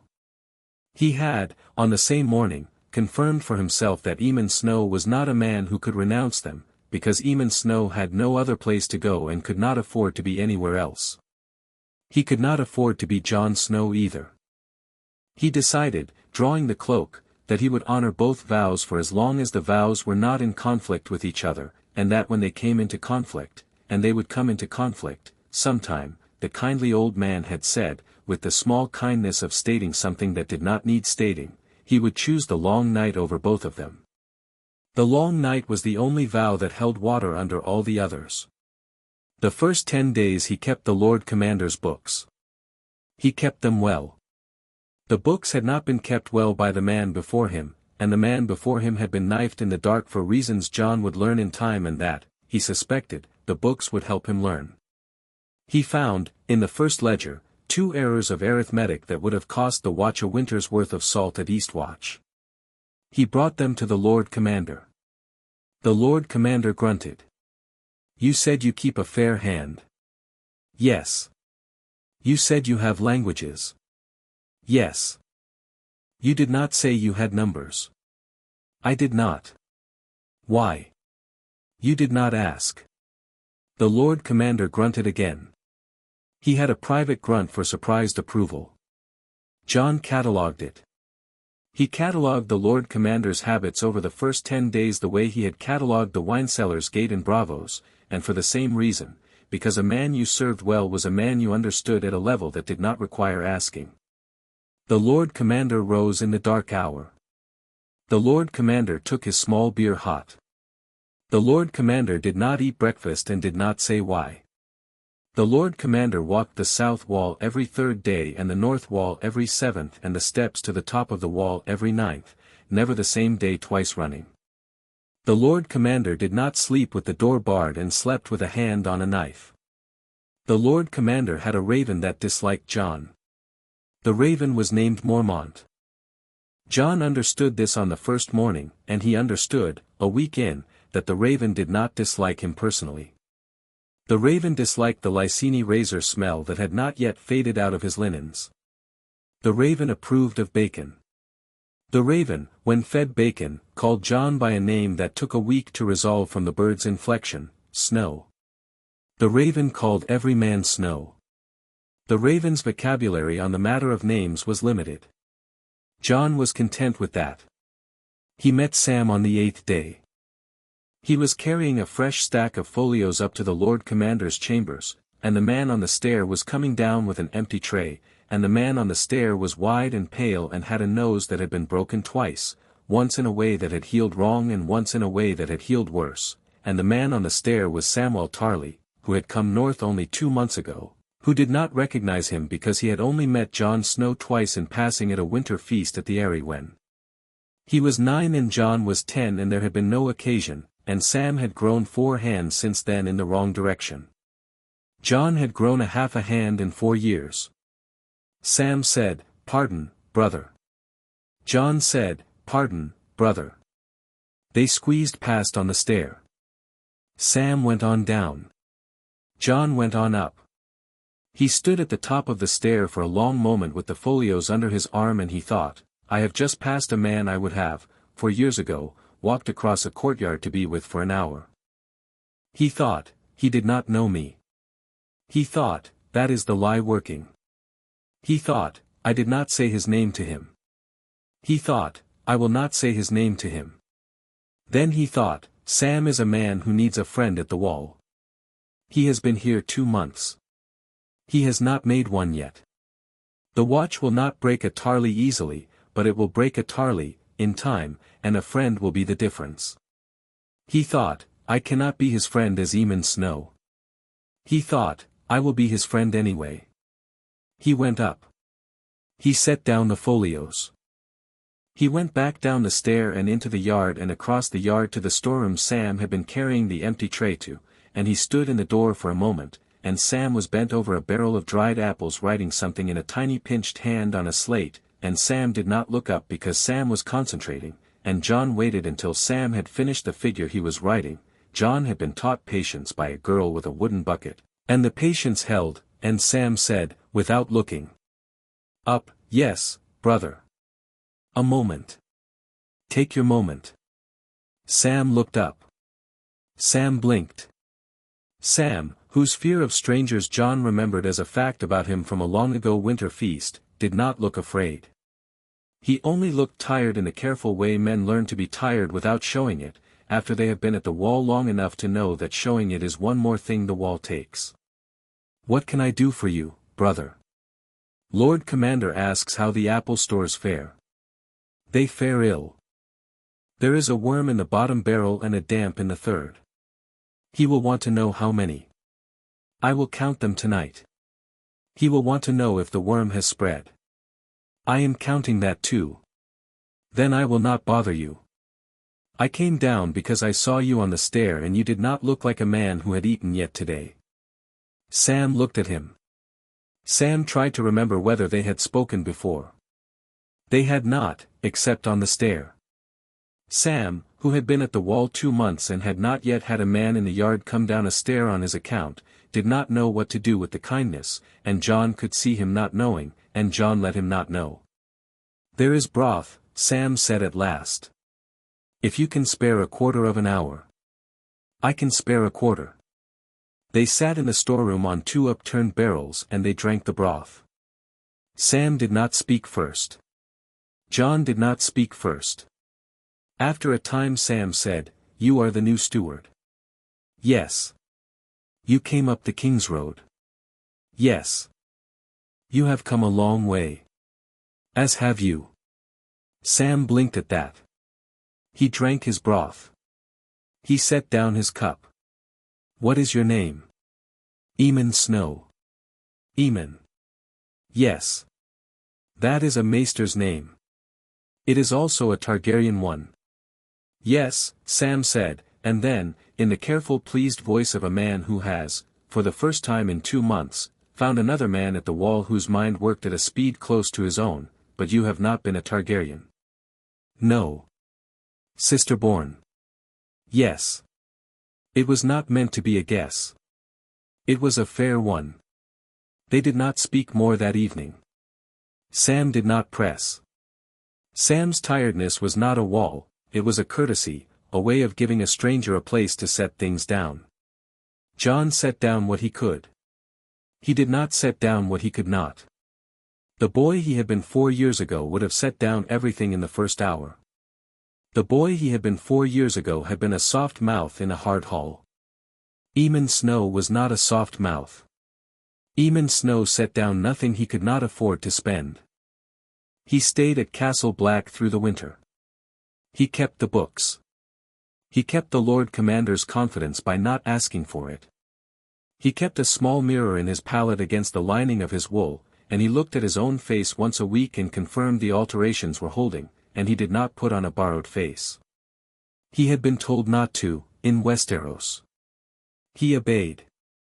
The kindly old man's word was law to him in a way Catelyn Stark's never had been, and the law had been arrived at not by birth but by the 4 years. In the second moon at the wall, when the snow had begun to set in earnest, Mormont came to him in the small room behind the Lord Commander's chambers where Jon kept the books. The Lord Commander did not knock. Mormont rarely knocked. He stood in the door with his hand on the post and looked at Jon at the desk, and Jon set down the quill, and Mormont said, "Eamon. My lord. You have been with me 3 months. Yes. You have not asked me anything in 3 months. No. That is unusual. I do not need to ask many things." "You will," Mormont said. He came into the room. He sat on the edge of the desk. The desk was small enough that this was a familiar thing for the desk and not a familiar thing for Jon, who had shared a kitchen table for 4 years with a man who would not have sat on it. "There is a ranging tomorrow. 12 men out the eastern road and round the watchtowers. A small party. A wildling matter. There is a man called Mance Rayder who used to be ours. There are stories. Yes. You have heard them. Some. The party is not yours. You will stay here and keep the books.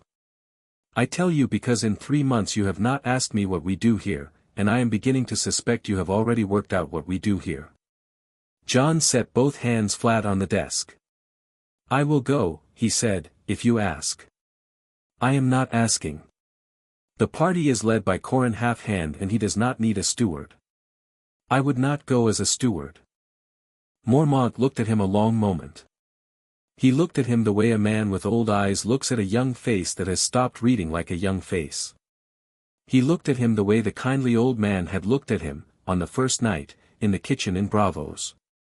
He did not see what the kindly old man had seen. The kindly old man had seen everything, but he saw enough. "What would you go as?" Mormont said. "A man you sent." Mormont nodded.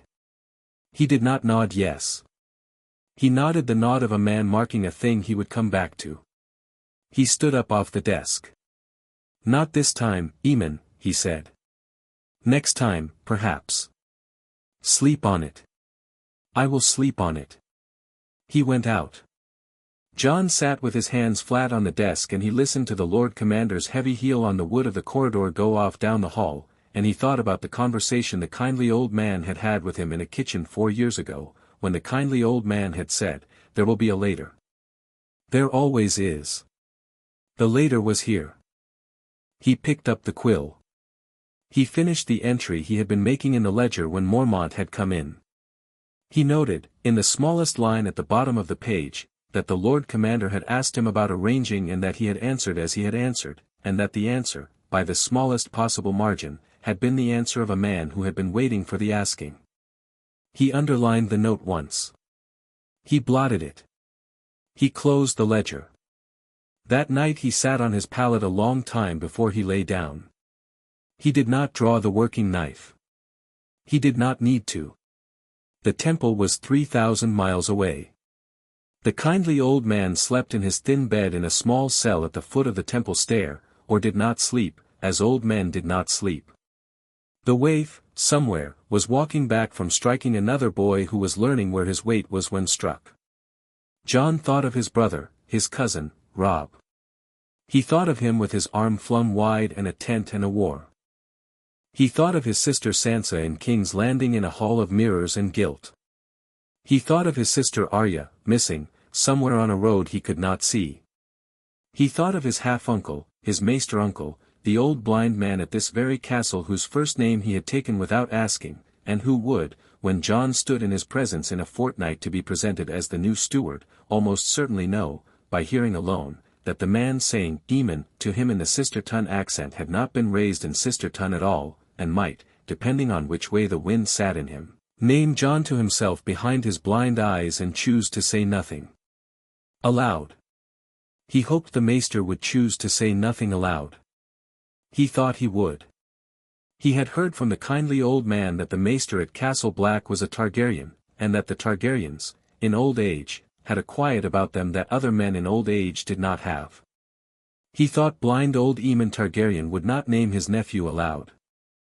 He thought that, when Jon at last stood in front of the old man in his close warm room with the candles and the books, the maester would lay one cool dry palm on his hand and say nothing at all, and the saying nothing would be the welcome. He was right about that. But it had not happened yet. Tonight he was Jon Snow, in a pallet under a wool blanket, with a steel needle from a girl he might never see again sewn into the lining of his cloak. Tonight he had 3 months at the wall and a Lord Commander beginning to suspect that the new steward was not a steward at all. Tonight a winter wind worked the shutter on the small window over his pallet, and he did not get up to fix the shutter, and he listened to the wind work it, and he understood, lying back, that he had come as far north as a man could come in this world and had not, even at the end of the coming, found a colder room than the one in Catelyn Stark's quiet displeasure he had walked out of at 14. He slept. In the morning he wrote a brief letter in a Braavosi cipher he had learned in the temple's lower hall. He wrote it on a strip of linen no longer than his finger. He tied it to the leg of a small dark bird the kindly old man had told him to expect at the wall, in a particular cleft of the south wall, on a particular hour of a particular morning, and which had come to that cleft on that hour, because the kindly old man's word was law not only to Jon but to a great many other arrangements between Braavos and the further world, and had been law for a long time. The letter said, "I am at the wall. Send word when sent for." He met the maester in the 3rd week. The maester's room sat at the foot of a stair in a thick stone tower at the east of Castle Black, where the wind worked less, and the candles in the room burned steadier, and a fire of black coal kept a thin warmth that did not waver with the door. Mormont sent Jon to him with a sealed report on the salt stores, and Mormont sent him as the new steward, and Mormont did not, walking past the desk on his way out, look back to mark how Jon held his shoulders going to a Targaryen for the first time in his memory. Jon held them as he had been taught to hold them. He knocked. The voice from inside was older than any voice he had heard, and was patient in a way that suggested the patience had been earned and not given. "Come in, brother." He went in. The room was warm. The smell was beeswax and book leather and a little camphor where the old man kept his good quills. The maester sat at a small table in a high-backed chair with a black blanket across his knees. He turned his face toward the door without turning his eyes, because his eyes had given up turning years ago. The face was thin. The face had the long Targaryen jaw Jon had seen, in Braavos, on a portrait the kindly old man had silently set on the kitchen table for an evening. Jon went to the table. He set the report down. He did not announce himself. The old man did not need announcing. "Salt?" "Yes, maester." "Mormont's cipher?" "Yes." "Sit, brother. There is bread on the side. Help yourself if you wish." He did not sit. He stood at the side of the table, both hands folded in front of him, the way the waif had taught him to hold his hands when he wanted to hold them and not have them tell him a thing he did not want to think. The maester reached out. The old hand was very thin and very dry and the skin on the back of it was paper. The hand found Jon's hand, where it was folded in front of him, and the old fingers closed on his wrist for a long moment with no pressure at all, the way a man checks the weight of a thing he already knows the weight of. The maester did not say a name. The maester said, "Welcome to the wall, brother." "Thank you, maester. You will come again. I keep a poor table, but the bread is honest, and there is little enough company in the tower. I will come, maester."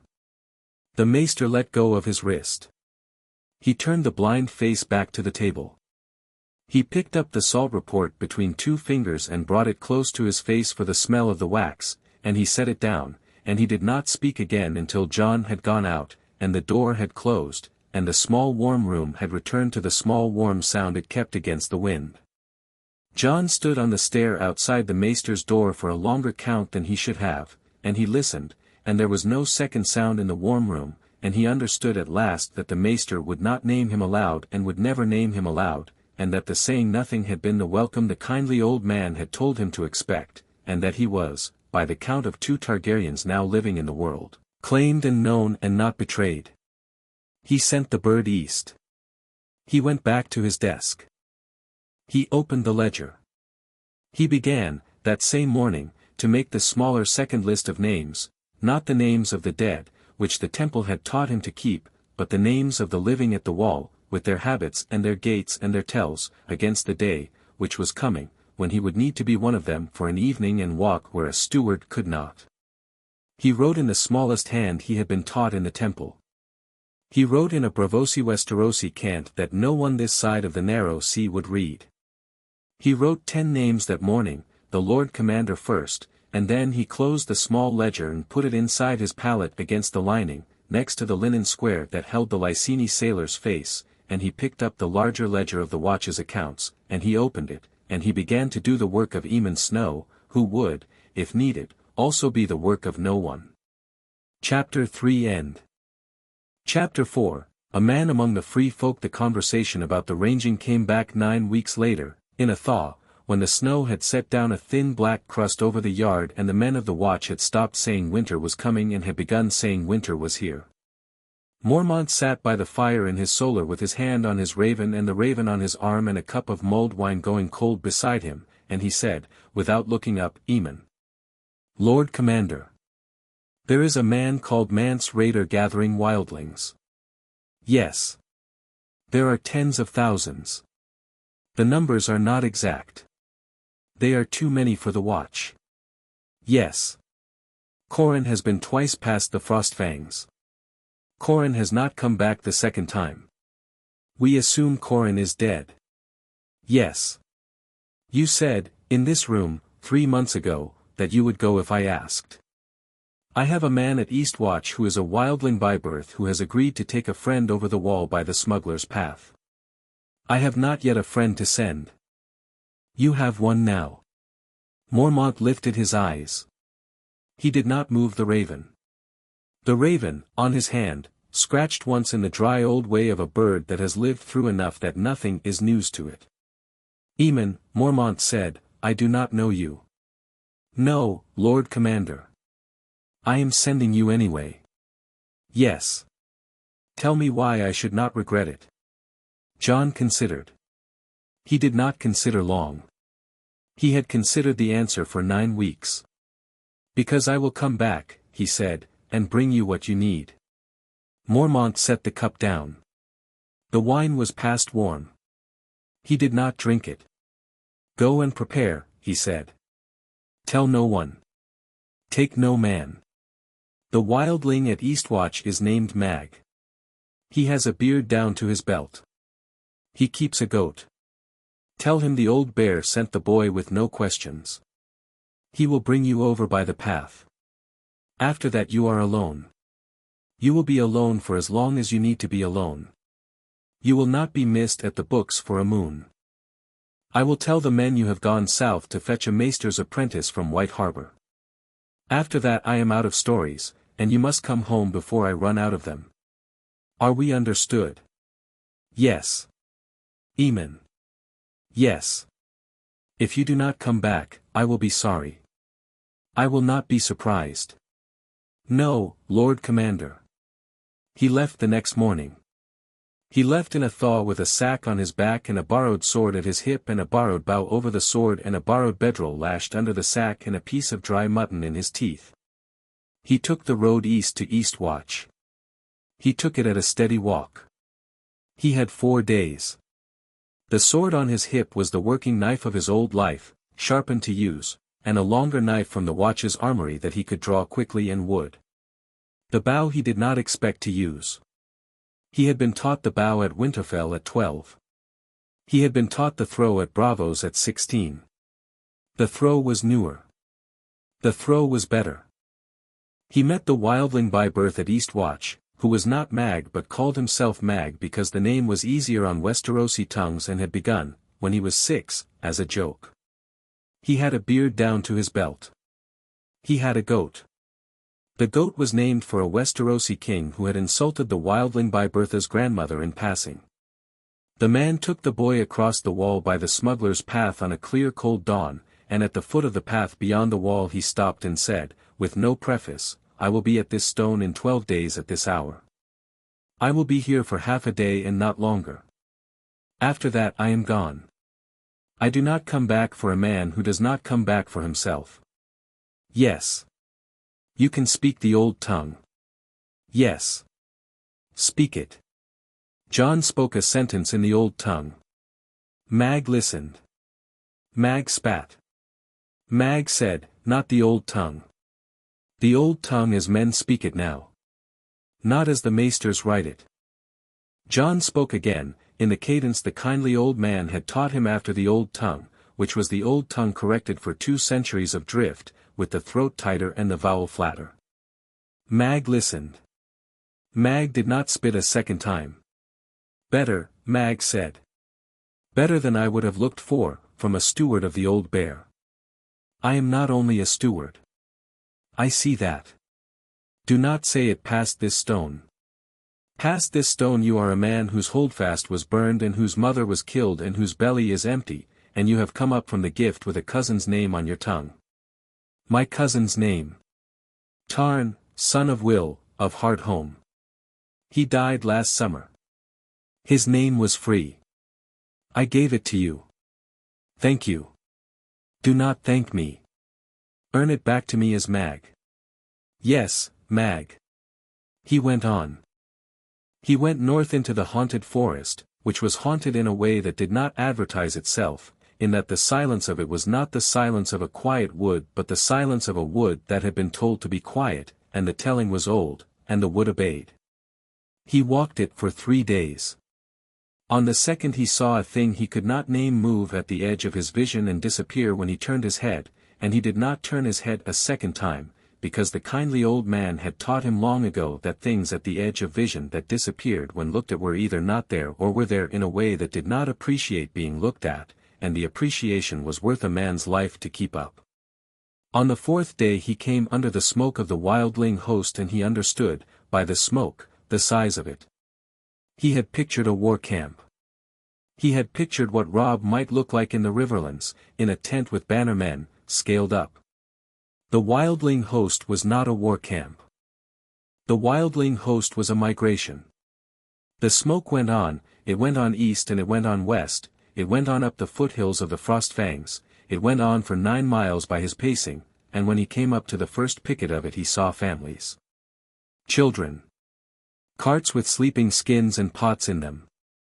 Old women with hands that had carded wool by a fire for 60 years.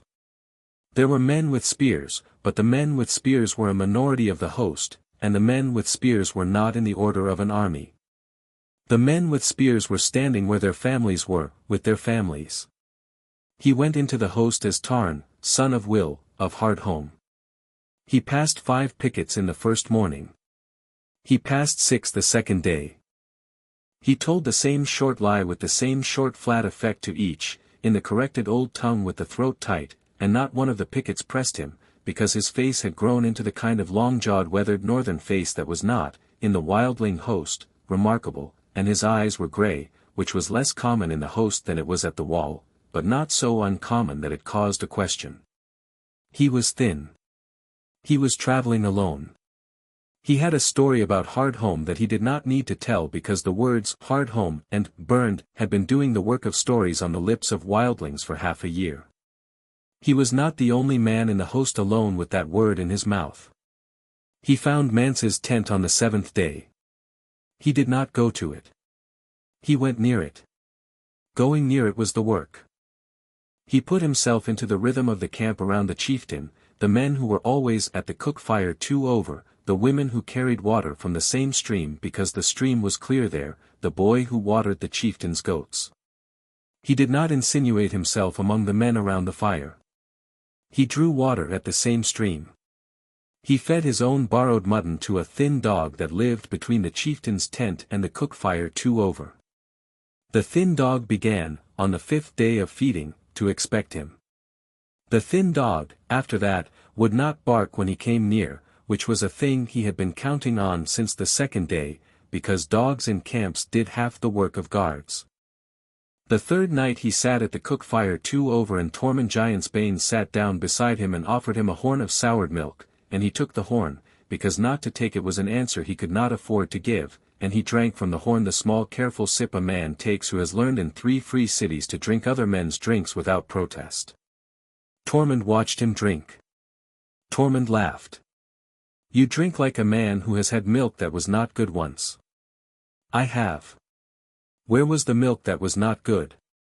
Hardhome. Hardhome had bad milk and worse winters. It did. What are you doing this far west, son of Will? Looking for any of mine that came west. You will not find them. No. Tormund did not press. Jon was learning, a man whose laughter did 3/4 of his work, and who used the other quarter carefully. He clapped Jon's shoulder hard enough to bruise and rose and went on. Jon did not turn his head as Tormund left. He marked, instead, the small fierce woman at the next fire who had not turned her head when Tormund came past either, who had been singing 2 songs all week, who had glanced at Jon once on the second day and then not glanced again, and whose not glancing he had been counting on, because in a host of tens of thousands the surest sign that a man was being seen was when a woman he had not noticed had stopped looking in his direction. He did not know her name yet. He would learn it on the 7th day, when she crossed the cook fire with a brace of partridges in one hand and stopped in front of him and said, in the corrected old tongue with a flat Eastwatch country edge, "You drink like a southerner." "I drink like a man whose throat is dry." "You walk like a southerner." "I walk like a man whose feet are sore." She tilted her head. She had a thatch of red hair and a long mouth and freckles across the bridge of her nose. Her hand on the brace of partridges was small and fast. "Tarn of Hardhome." "Yes." "Ygritte." "Yes." "There was a Tarn of Hardhome who used to come east in the summers to my mother's cook fire. He died last year." "He did." "You are not him." "No." "Then who are you?" "His cousin." "His cousin from where?" "From under the same name." She watched him. She did not press. She turned and walked off with her partridges, and he did not call after her, and she did not look back, and he understood at once that she had decided something about him that he would not learn for some time, and that the decision had not been to give him to the chieftain. He filed it. He drank the rest of the soured milk. It was better than the first sip had been. Most milk got better, the kindly old man had said once, after the first sip a man took of it not as himself. He listened. He listened in 3 languages. He listened to Mance Rayder, when Mance Rayder spoke, and Mance Rayder spoke easily and often and to many men, and Mance Rayder's words were not the words of a war king. They were the words of a man who had told tens of thousands of free people that the South had, this once, the only roof they could shelter under, and who had to keep on telling them as much every morning, because free people did not march unless they were told a great many times why and given a chance to disagree. The disagreement was tolerated. The marching went on anyway. Jon had not pictured this. He had pictured a chieftain. Mance was something he did not have a word for. He filed it. He listened to Tormund Giantsbane laugh. He listened to a small fierce woman called Ygritte sing 2 short songs at the cook fire 2 over. He listened to a man named Styr the Magnar of then say nothing for a long while and then say, in a flat metal voice, that the dead had walked at the fist of the first men 2 moons ago, and that the dead had not been dead in the way the dead were sometimes restless, and that the dead had killed 7 of his men with hands that were not warm. The fire went quiet around Styr. The fire stayed quiet. Mance, on the far side, did not look up. Mance had heard this before.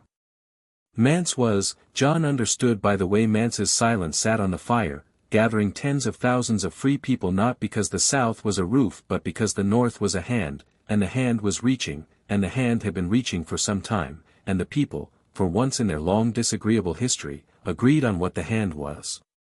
He saw Mance Rayder twice in those 11 days at the distance a man may see a chieftain from. The first time Mance walked past the fire 2 over with a tall thin spear wife and did not glance at Jon.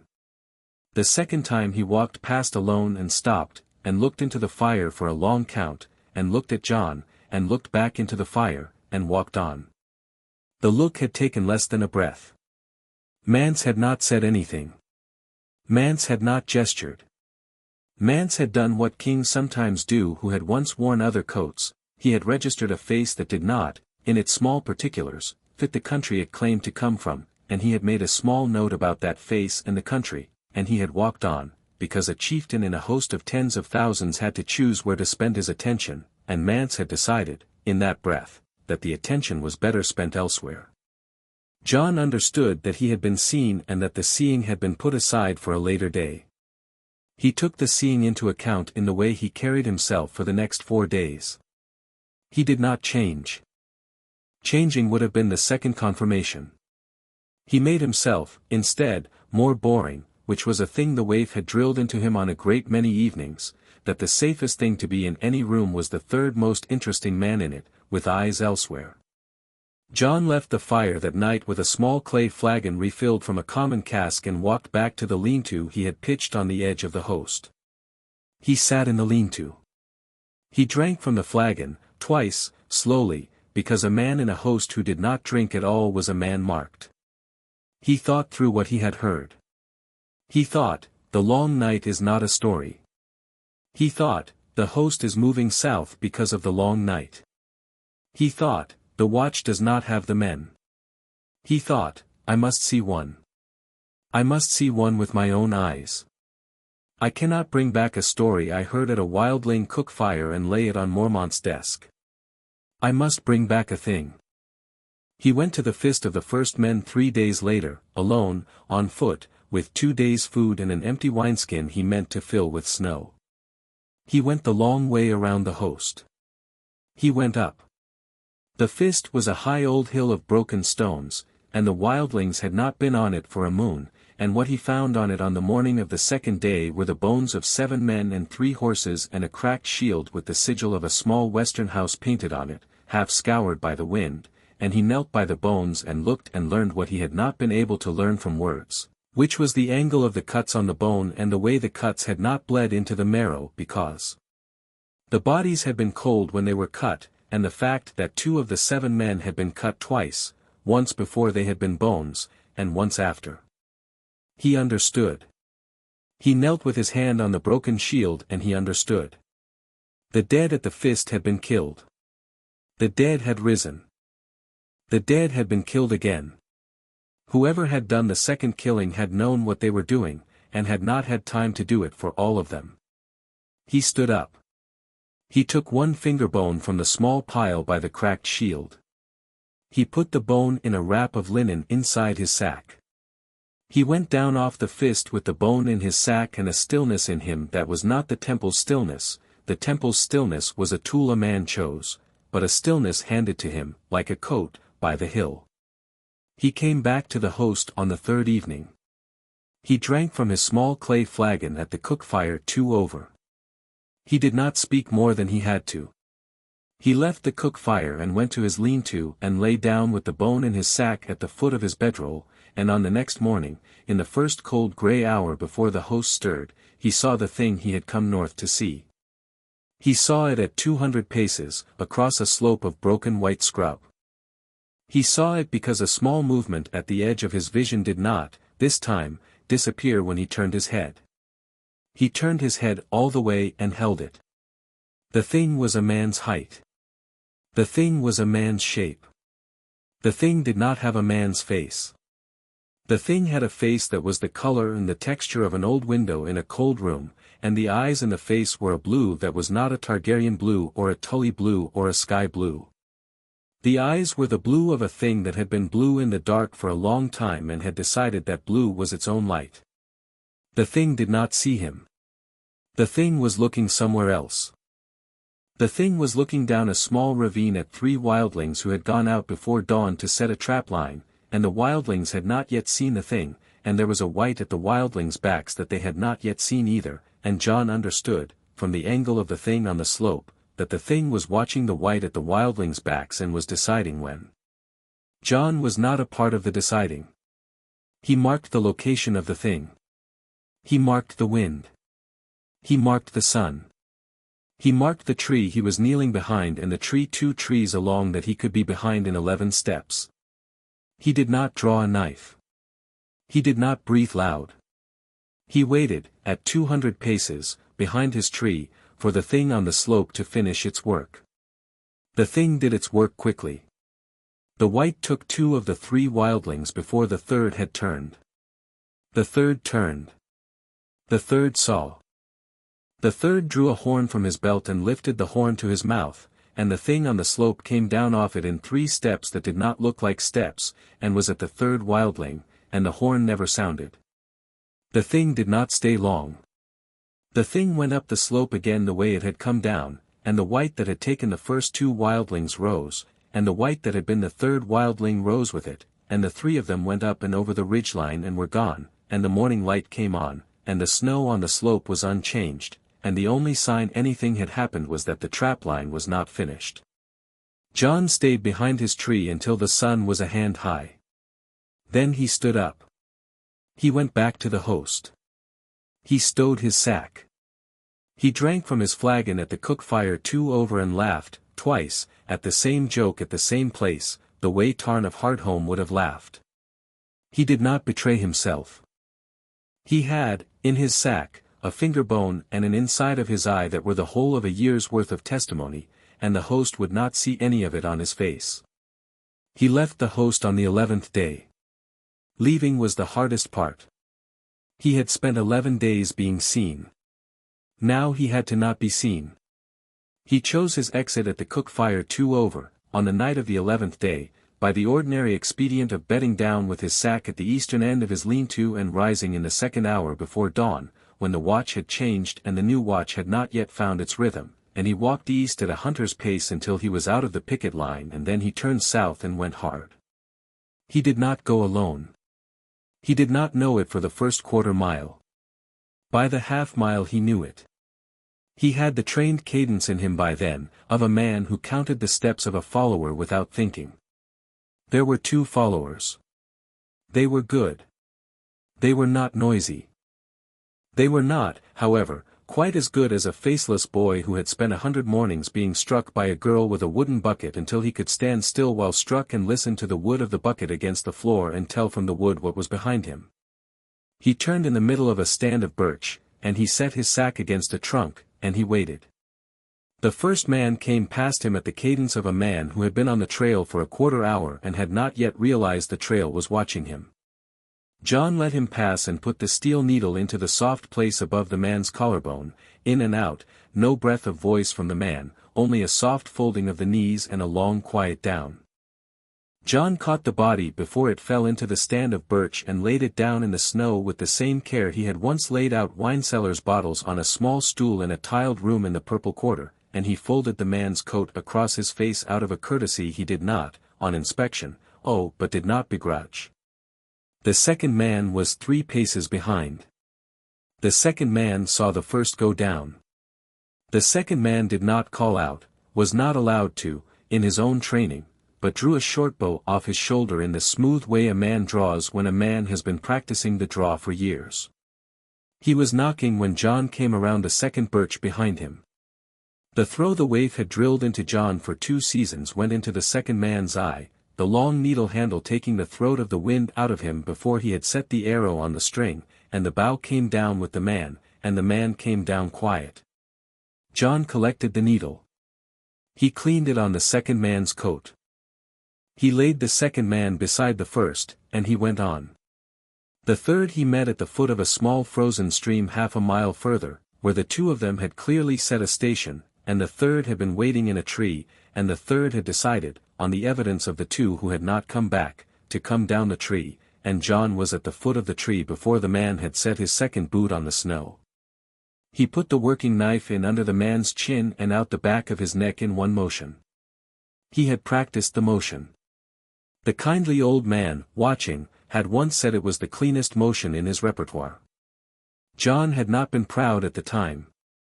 He was not proud now. He was, for a flicker, sad, for the third man, who had made a brave choice in coming down out of the tree, and who had come down into the wrong man. He did not bury the three. He did not have time to bury the three. He covered each face with snow and a folded coat. He went on. He met Mag at the smuggler's stone on the morning of the 12th day, at the appointed hour, with the sun just above the trees and a thin wind off the wall that smelled of iron and the latrines of 300 men, and he was glad of the smell, because the smell meant home in the small careful way the smell of any latrine means home to a man who has been in a place where men do not have the leisure to keep one. Mag took him by the path back over the wall in the same silent practiced way Mag had taken him by the path out of it, and at the top of the path Mag handed him a wineskin and Jon drank from it and gave it back, and Mag said, "You have come back. Some do. Some do not. I came back. What did you find?" "I will tell the old bear." "That is a fair answer." He went down the steps to Castle Black with the finger bone in his sack and the borrowed sword on his hip and the names of 3 dead Magner men in his teeth. He went straight to Mormont. He did not bathe. He did not change. He laid the linen-wrapped finger bone on the Lord Commander's desk and unfolded the linen and stood back, and Mormont looked at it for a long time without touching it, and at last he picked it up and turned it once, and set it down again, and looked at Jon and said, "Cold." "Yes." "Cut twice." "Yes." "You saw one." "At 200 paces." "Describe it." He described it. Mormont listened.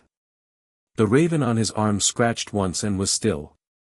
When Jon had finished, the Lord Commander did not speak for a long while. Then he stood up. He walked once around the desk. He came back and he stood by the chair, and he said, in a voice that was not the voice of a Lord Commander to a steward but the voice of an old man to a man not yet old, "Eamon. Lord Commander.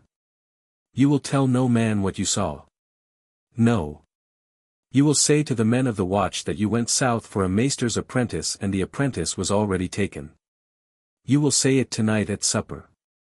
Yes. You will see me here at the 3rd hour every night for the next moon. We will plan. Yes. Eamon. Yes. What you brought back is worth your weight in salt. It is worth more than that." "I know," Mormont said. "I am only used to thinking in salt. I will learn. Go." He went. He bathed. He changed.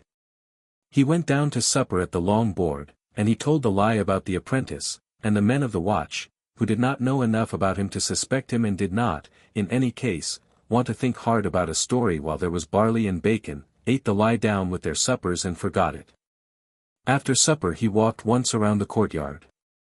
He stood in the shadow of the south wall and he set his hand against the cold stone and he breathed in and out, for times, the way the kindly old man had drilled him to breathe in and out at the end of a long day's work.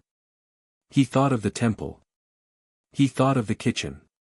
He thought of the bird in the cleft in the south wall. He sat with Mormont at the 3rd hour the next night and they began to plan. Mormont had not slept the night Jon had come back. The Lord Commander's eyes were the eyes of a man who had stayed up on his own with a fingerbone of a dead Westerman wrapped in linen on his desk and had argued with himself about it until his argument had run out. "How many?" Mormont said.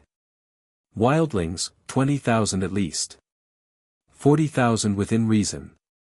The other. "I saw one. Where there is one there are more." The wildling spoke of 7 killings on the fist. "The finger bone is from one man. The bone has been twice cut. Whoever cut it the second time did so quickly. The wildlings say at the fist of the first men there were dead men found in worse repair than this one. I think the wildlings are coming south because the dead are coming south." "How many of the dead?" "I do not know." "How many of the other thing?" "I do not know." "What do they want?" "I do not know." "I think they do not want, in the way men want." Mormont nodded. Mormont nodded the way the kindly old man had nodded in the kitchen when Jon had given a careful answer that did not lie about the limits of what he knew. Mormont looked at the finger bone on his desk. He picked it up. He put it back down. Can you go again? Yes. Can you go further? Yes. Can you go alone? Yes. Can you go often? Yes. For as long as I can come back. After the first time the host will know one of theirs went out and 3 of theirs did not come home. Mance will set a different watch. The next time will be harder. The 3rd time may not be possible. 2 times, then. 2 times. Then we change what we are doing. Eamon. Yes. You did not come up that road from Sisterton. No. Are you going to tell me where you came up from? No, Lord Commander. Not yet. Mormont looked at him for a long while. Mormont's old eyes had been disappointed many times by men. Mormont's old eyes did not look disappointed now. Mormont's old eyes looked, for the first time in the 3 months Jon had served him, calm. All right, Mormont said. Not yet. He poured wine. He poured a cup for Jon. Jon took it. Jon drank, half a cup, slowly, the way a man drinks who has been drinking other men's drinks all season and does not, in his own commander's solar, know how to drink anything else. He sent a second bird east that night, on a thicker piece of linen, in the same Braavosi cipher, 3 lines long, long night confirmed. Their lieutenants are men-shaped and silent. Send word back what you have heard from As High. He went to bed. He slept. In his sleep he was on the slope above the trap line again, and the thing was on the slope, and the eyes of the thing were the blue of a thing that had decided blue was its own light, and the thing was watching him this time across the snow, and the thing was deciding when. He met Sam in the corridor on the way out. Sam was carrying a tray of the Lord Commander's untouched supper back to the kitchen. Sam looked at his face. Sam saw the wind burn at his temples and the shadow under his eyes that came of 11 nights in a wildling host and a long walk back, and Sam, who was not a man who pressed but was a man who saw, said quietly, "Brother." Sam. You came back. I did. I wrote your name in the casualty book 3 days ago. You wrote it light. I wrote it with a thin nib. Then erase it with a thin knife. Sam did the thing his face did instead of laughing, which was a small set of the mouth that meant he had heard a thing he wanted to keep. He nodded once. He went on. Jon watched him go and he felt, for the first time in a long while, something move in him that was not the temple's stillness. He marked it. He did not name it. It did not require naming. He filed it under the small private heading he had begun to keep, in the lower of the 2 ledgers, of things that were his and could not be borrowed and could not be set down and would, if he was not careful, be the shape his name eventually wore again. He went back to his room. He folded his cloak over the chair. He lay down. He did not draw the working knife. He did not need to. He thought of his Uncle Eamon in the close warm room and the hand on his wrist. He thought of the kindly old man in a kitchen 3,000 miles away, who would by now have the bird in his hand and the cipher off it and the cipher decoded, and who would be reading the 3 lines a second time and a third in the silence of the kitchen, with the waif on the bench across the table not looking at him. He thought, they will send word. He thought, I will know more by the next moon. He thought, I have done one true thing tonight, and that is enough for one night, and tomorrow there will be another. He woke in the 2nd hour. He drew the working knife. He held it lightly. He did not light a candle. He sat with his back to the wall of his small room and he waited for first light, and first light came, and the thing in his sleep did not, and he set the working knife down at last, and he thought, with the small careful clarity the kindly old man had given him, that one will come for me one day. I had better be ready when it does. Chapter 4 End. Chapter 5 A stranger in his father's house. He went south in his 2nd year at the wall in the moon after the Boltons took Winterfell. The taking of Winterfell had not been a taking. It had been a flaying. Theon Greyjoy had held it for a fortnight in the previous year and lost it to the bastard of the Dreadfort, and the bastard of the Dreadfort, who called himself Ramsay Snow because the law would not yet let him call himself Ramsay Bolton, had been running it since on a long leash from his father, who was running the war for the boy king under his own name from the camps on the King's Road. The North had not been a country in 8 months. The North had been a thing the bastard was ringing. Mormont had set the assignment on the desk in the Lord Commander's solar at the 3rd hour of a winter night with a fire dying down behind him, and Mormont had said, "Eamon. Lord Commander. You will go to Winterfell." "Yes." "You will go as my eyes." "Yes." "You will not go as a brother of the watch." "The brother of the watch is here." "The brother of the watch is a man at his desk." "The man going to Winterfell is a man I did not send." "Yes." "You will tell me, when you come back, what the Boltons are doing with the North.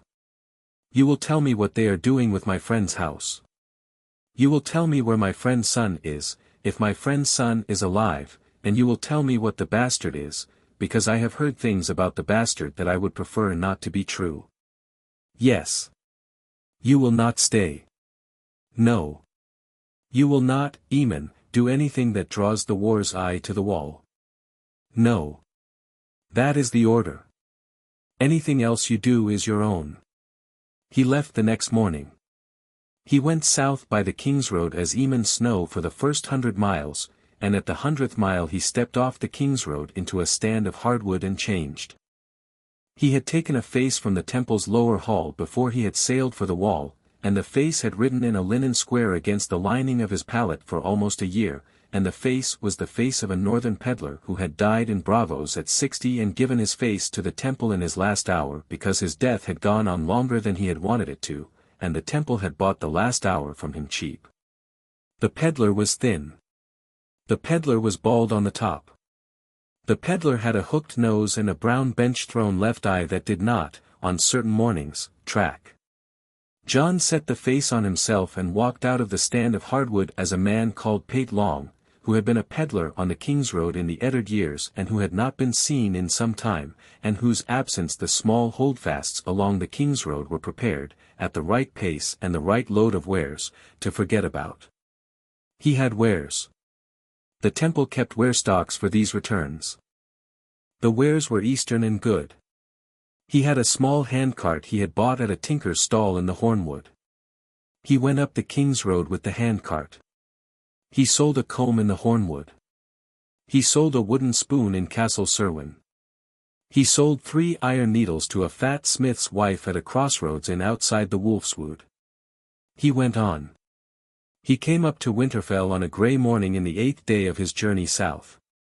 He stood on the road before the gate, and he did not let himself stand long, because Pate Long was a man who had lived by selling and would not stand and stare at a gate he had been through 50 times.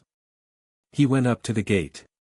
He nodded at the man on the gate, who was a Bolton man-at-arms with a flayed pink salt stitched on his coat, and the Bolton man waved him through without looking, because peddlers were tax revenue first and inspection a distant second on any of the Bolton checklists Jon had been able, by gossip, to construct on the road south. He went through the gate. He did not look up at the walls he had spent 14 years looking up at. He kept his eyes on his cart. He went up the road to the Godswood gate and around to the kitchen yard, and he stopped at the kitchen yard, and he did the thing peddlers did, which was to lay out a small selection on a folded blanket on the cobbles and call out twice in a courteous voice for the kitchen women to come look. They came. They came in twos.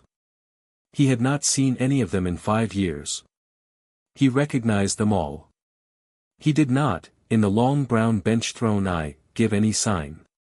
He sold a comb to the kitchen mistress, who had been the kitchen mistress in his father's time and had once cuffed him at 12 for stealing a cake, and she did not know him, and she paid him with a half-stag and a piece of cheese, and he thanked her with the slight Riverlands burr that Pate Long had carried with him out of the Trident decades ago, and she went back inside.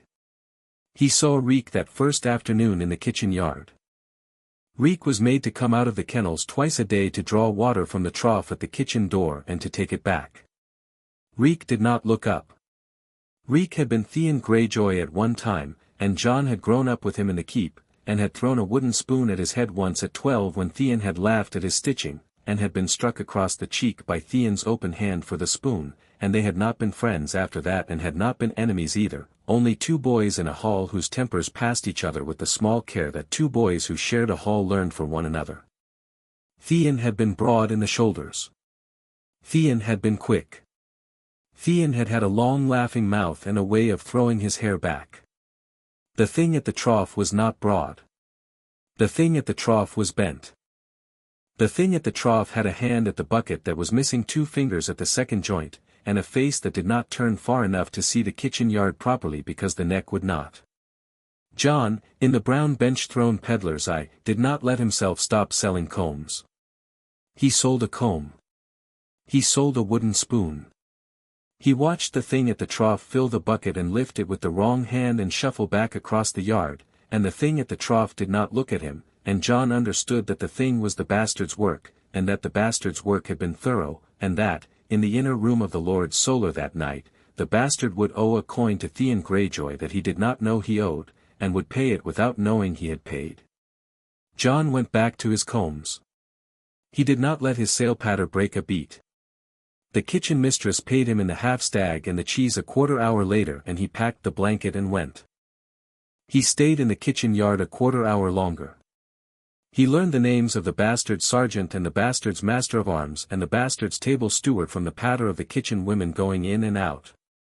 He learned, because the kitchen women said it without lowering their voices any, that the bastard was in the great hall going through his father's letters this week and would be there for 2 more days. He learned that the bastard's man called Reek, who had been Theon Greyjoy at one time and was no longer in any sense that mattered, slept in the kennels and was beaten in the mornings. He learned that there were no Stark women left in Winterfell, and that the Boy King's men had been seen on the road, and that the Boy King's men were not welcome past Castle Serwyn even by the Boltons, although the Boltons were officially the Boy King's men, and that the small folk did not understand the politics and were not asked to. He learned that the bastard's bedchamber was the Lord Solar, and that the Lord Solar's lock had been broken by the bastard within an hour of his taking the keep, and that the door now did not lock at all, because the bastard liked it that way, because, the kitchen women said with a small straight-mouthed look at one another, the bastard liked to come and go. Jon listened. Jon sold a 4th comb. Jon packed his blanket. Jon wheeled his cart out of the kitchen yard and around to the stables and out of the gate as Pate Long, and Pate Long went a quarter mile down the King's Road and turned off into the Wolfswood and made camp. He came back at the 3rd hour after midnight, in a different face. The face was not from the temple. The face was a Bolton man-at-arms who was, at that hour, asleep in a small barracks above the gate. The man had been alone in his bunk because he had argued with his bunkmate 3 nights before and been moved to the corner. The argument and the move had been reported at a wine shop in Castle Serwyn 3 days before by a kitchen boy with 2 coppers, and the kitchen boy with 2 coppers had been Jon. The face came off the man with the small bone hook at the temple. Jon had brought the hook in the lining of the cart, and the face went on Jon and the man's coat went on Jon and the man's sword went on Jon's hip, and the man, who had been put under by a dose of widow's blood at the rim of his ear so light it would not have killed a bird, would sleep 4 hours, and would wake having lost, in his sense of himself, only an evening. Jon walked down out of the barracks. He walked across the courtyard. He walked into the great keep through the side door the man-at-arms used. He walked down the corridor he had walked down 10,000 times in his boyhood. He walked it in the man-at-arms' heavy way, which the kitchen boy with 2 coppers had watched the man-at-arms walk for 2 evenings, with the slight inward roll of the right ankle and the way the elbow did not quite tuck. He killed the bastard sergeant in the small back stair to the Lord Solar. The bastard sergeant had been on the small back stair because the bastard sergeant kept his post on the small back stair on Wednesdays. The sergeant did not see Jon's face. The sergeant saw the man-at-arms. The sergeant grunted a question. Jon answered the question in the man-at-arms' voice. The sergeant nodded.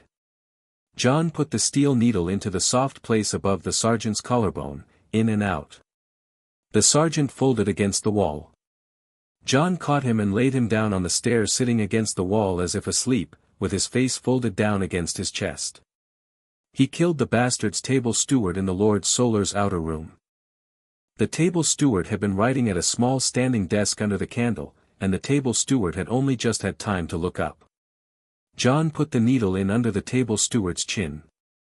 The table steward died at his desk with his hand on the quill, and Jon left him with his hand on the quill, because a table steward at his desk did not raise an alarm by being there, and an alarm at this stage of the night would cost him an hour. The bastard was in the Lord Solar's inner room. Jon stood at the door a moment. The door was the door he had stood at 12, asking his father whether he could go on a hunt the next day. The door was the door he had stood at 13, asking his father whether he might write a letter to his uncle Benjen. The door was the door he had not stood at 14, on the night he had walked out of the keep, because the long way from his room to the back stair did not go past it. He had not seen this door in 5 years. He had stood at it, in his teeth, for many of those 5 years. He pushed the door. The bastard sat at his father's desk in his father's chair with his father's lamp at his elbow, and the bastard was reading his father's letters. The bastard had pale eyes that did not match. The bastard had a mouth that smiled while it was not smiling. The bastard was not alone.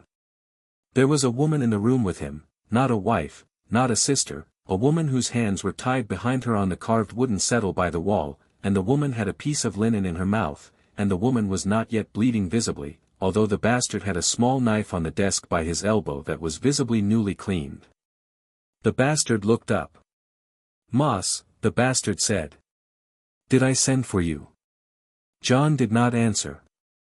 He had decided in the corridor that the bastard would not have time to puzzle out who Moss was talking with, because the bastard was a man who liked to hear himself talk and would not stop talking long enough for anyone to clarify anything. The decision had been correct. The bastard said, "I did not send for you." Jon set the lamp out with one hand by passing his palm over the wick, the way the kindly old man had taught him to set out a small candle at speed without snapping it, and the room went black, because the Lord Solar's inner room had no other light, and Jon went left, because the bastard was at the desk on the right. The bastard moved. The bastard moved fast. The bastard had been a fighter all his short ugly life and was not slow.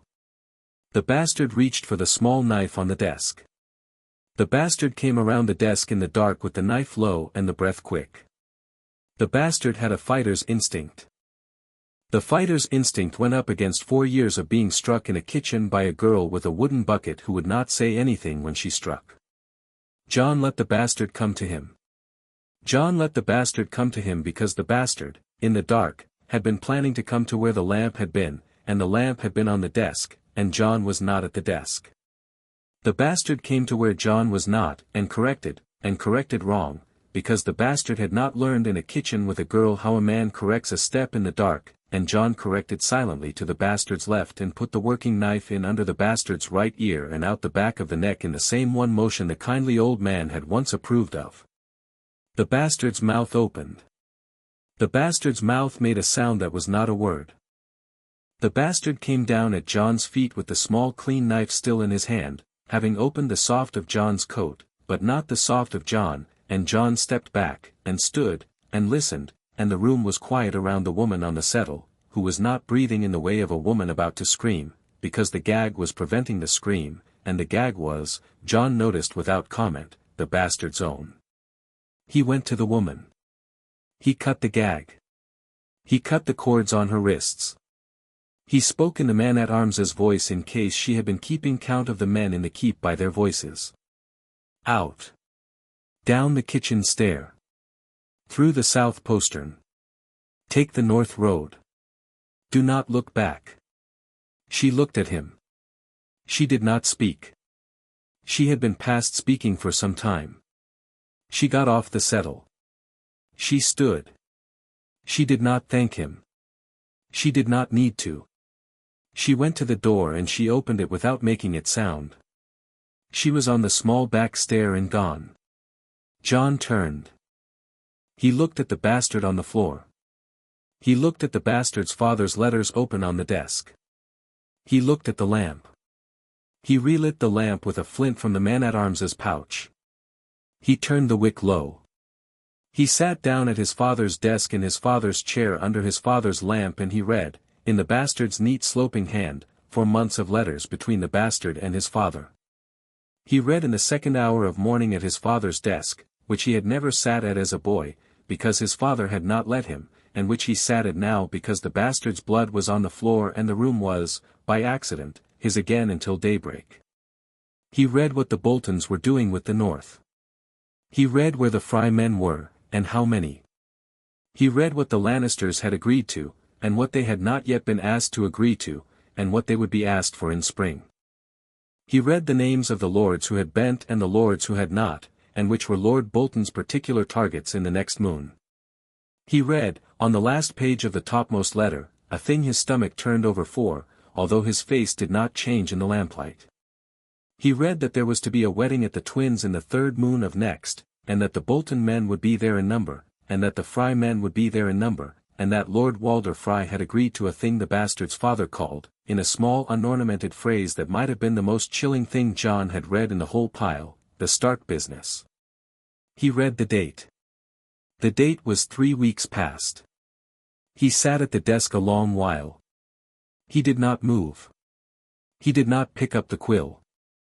He did not, for a moment, breathe, and then he breathed again, because it was not yet the hour to grieve, and grief was a thing that broke a man's silence, and his silence was the only thing he had on him in this room.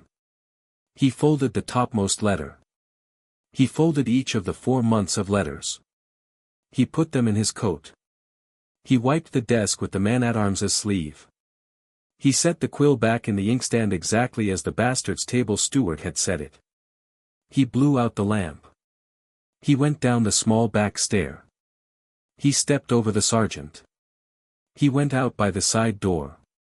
He crossed the courtyard.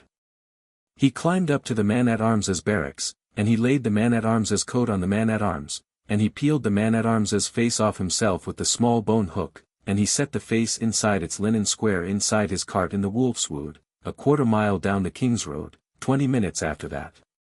He went back into the cart's shadow. He pulled the cart deeper into the trees.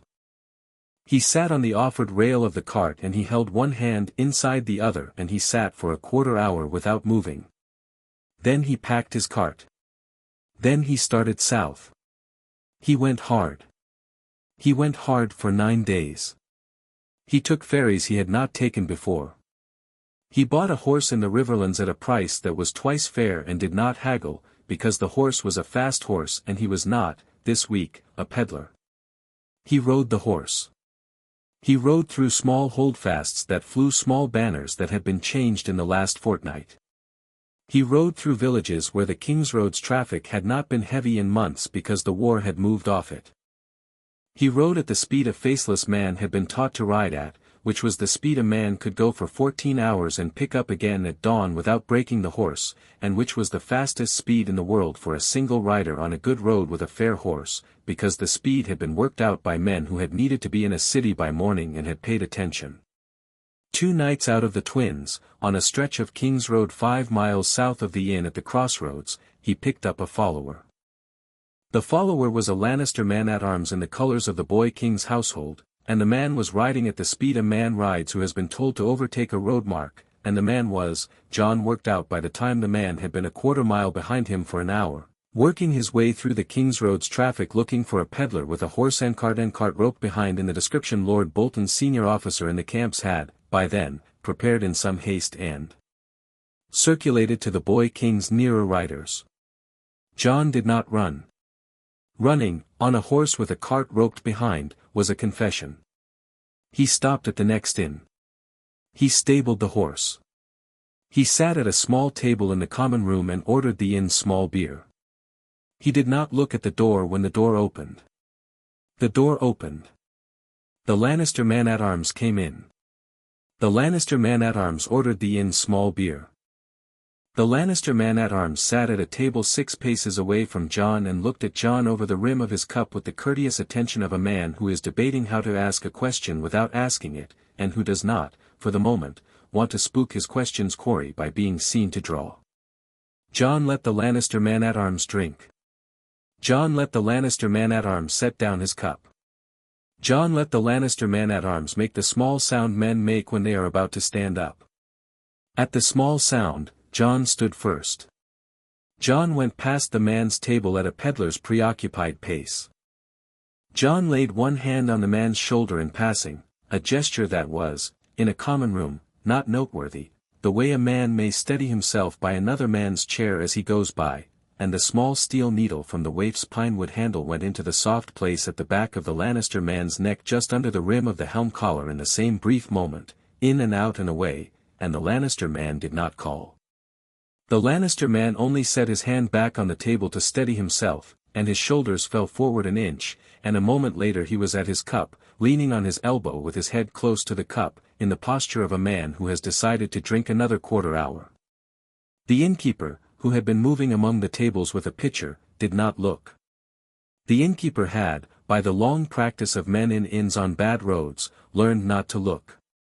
Jon went out by the stable door. Jon mounted his horse. Jon rode another 12 miles before he stopped. He did not light a fire. He did not draw the working knife. He sat with his back to a tree and watched the King's Road for an hour, and the King's Road gave him no second follower, and he closed his eyes for 2 hours, and at the 3rd hour he was up and riding again, and the first sun of the morning was off his right shoulder, and he was alive, and the Lannister man at the inn was, by then, slumped, and the innkeeper, when the body was found, would tell whatever story would draw the least Lannister attention to his inn, and the story would not be Jon. He came to the twins on the morning of the day after the wedding. He came to the twins and he saw the gates closed, and he saw the banners up, and he saw smoke that was not cookfire smoke off the western tower, and he saw ravens going out in numbers, going out at the wrong cadence for ordinary news, going out the way ravens go when a thing has happened that needs to be told 20 places at once. He stopped his horse on the King's Road 2 miles from the gate. He did not go closer. He sat on his horse on the King's Road and he looked at the closed gate and the smoke and the ravens. He understood. The kindly old man had taught him to read smoke and ravens together. He turned his horse off the King's Road.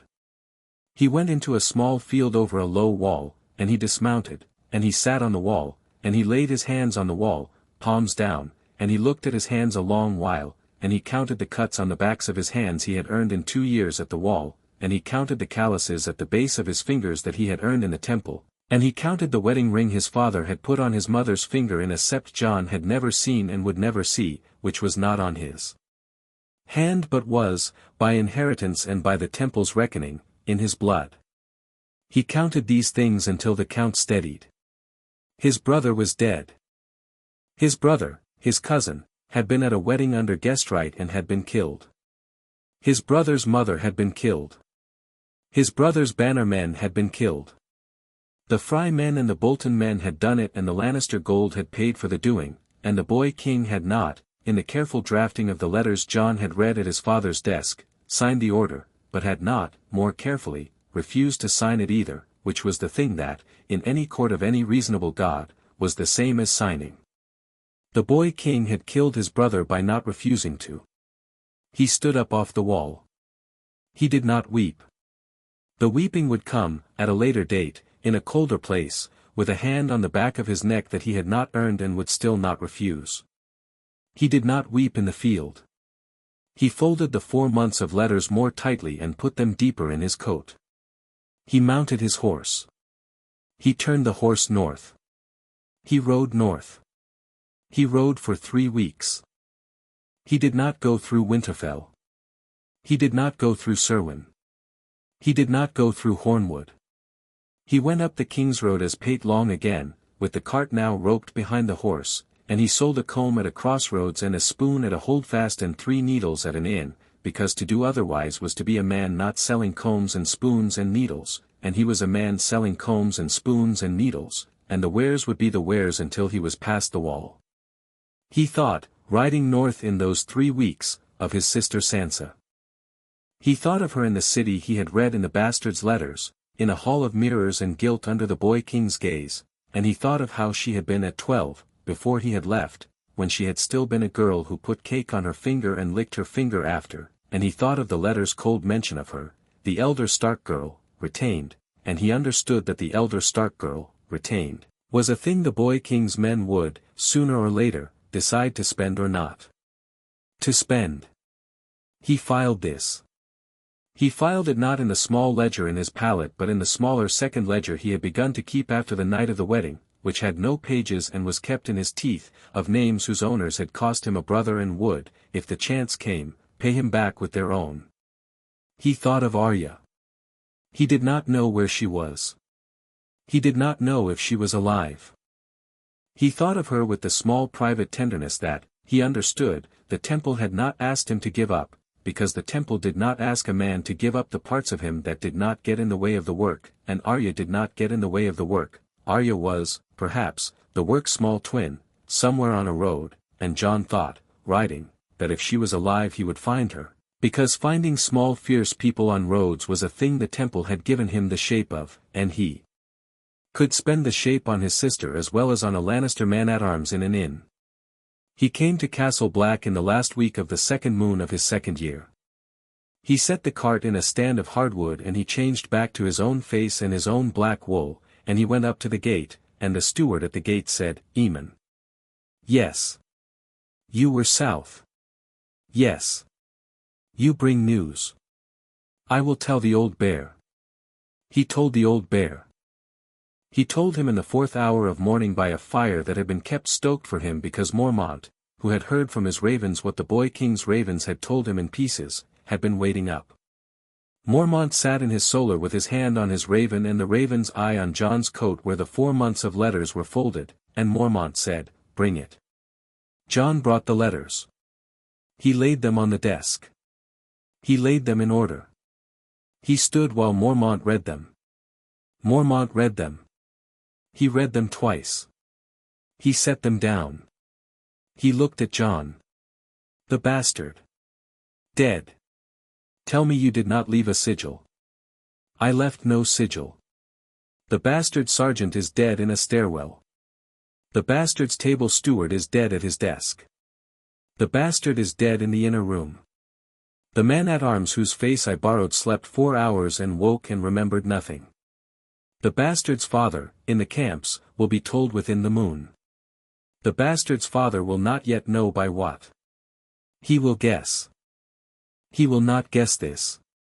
He will guess a northern lord. He will spend his men chasing northern lords. He will not chase a peddler to Castle Black. Eamon." "Yes, Lord Commander." "My friend's son. Dead at the Twins. With his lady mother.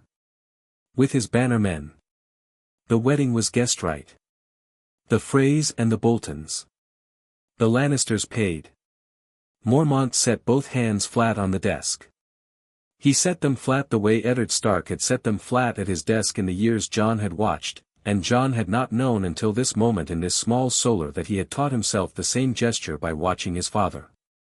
Mormont did not speak. The raven on his arm did not speak. After a long while Mormont said, "Get out." Jon went out. He did not go to his pallet. He did not go to the books. He went into the God's Wood beyond the gate. He went to the heart tree. He stood under the heart tree and he laid one hand on the white bark, and he breathed in and out 4 times, and he understood that he would weep now, because the heart tree was the kind of place where a man was permitted to weep without an audience, and the temple had taught him that the choice of where to weep was as important as the choice of whether, and he wept for a quarter hour at his father's God's tree under his father's God's eyes for his father's son, and then he stopped, and he laid his hand on the bark, palm flat, and he said in his teeth in the temple's old form, "This man is no one. This man's brother is no one now too. Receive him." The white face on the heart tree did not change. The old gods, who were old enough to have heard worse, did not object. He stood in the God's Wood a long while afterward in the dark before dawn, and he did the small work the temple required of a man who had killed a thing under another man's roof. He named the bastard, in his teeth, by the bastard's name. He named the sergeant. He named the table steward. He named the Lannister man-at-arms in the inn.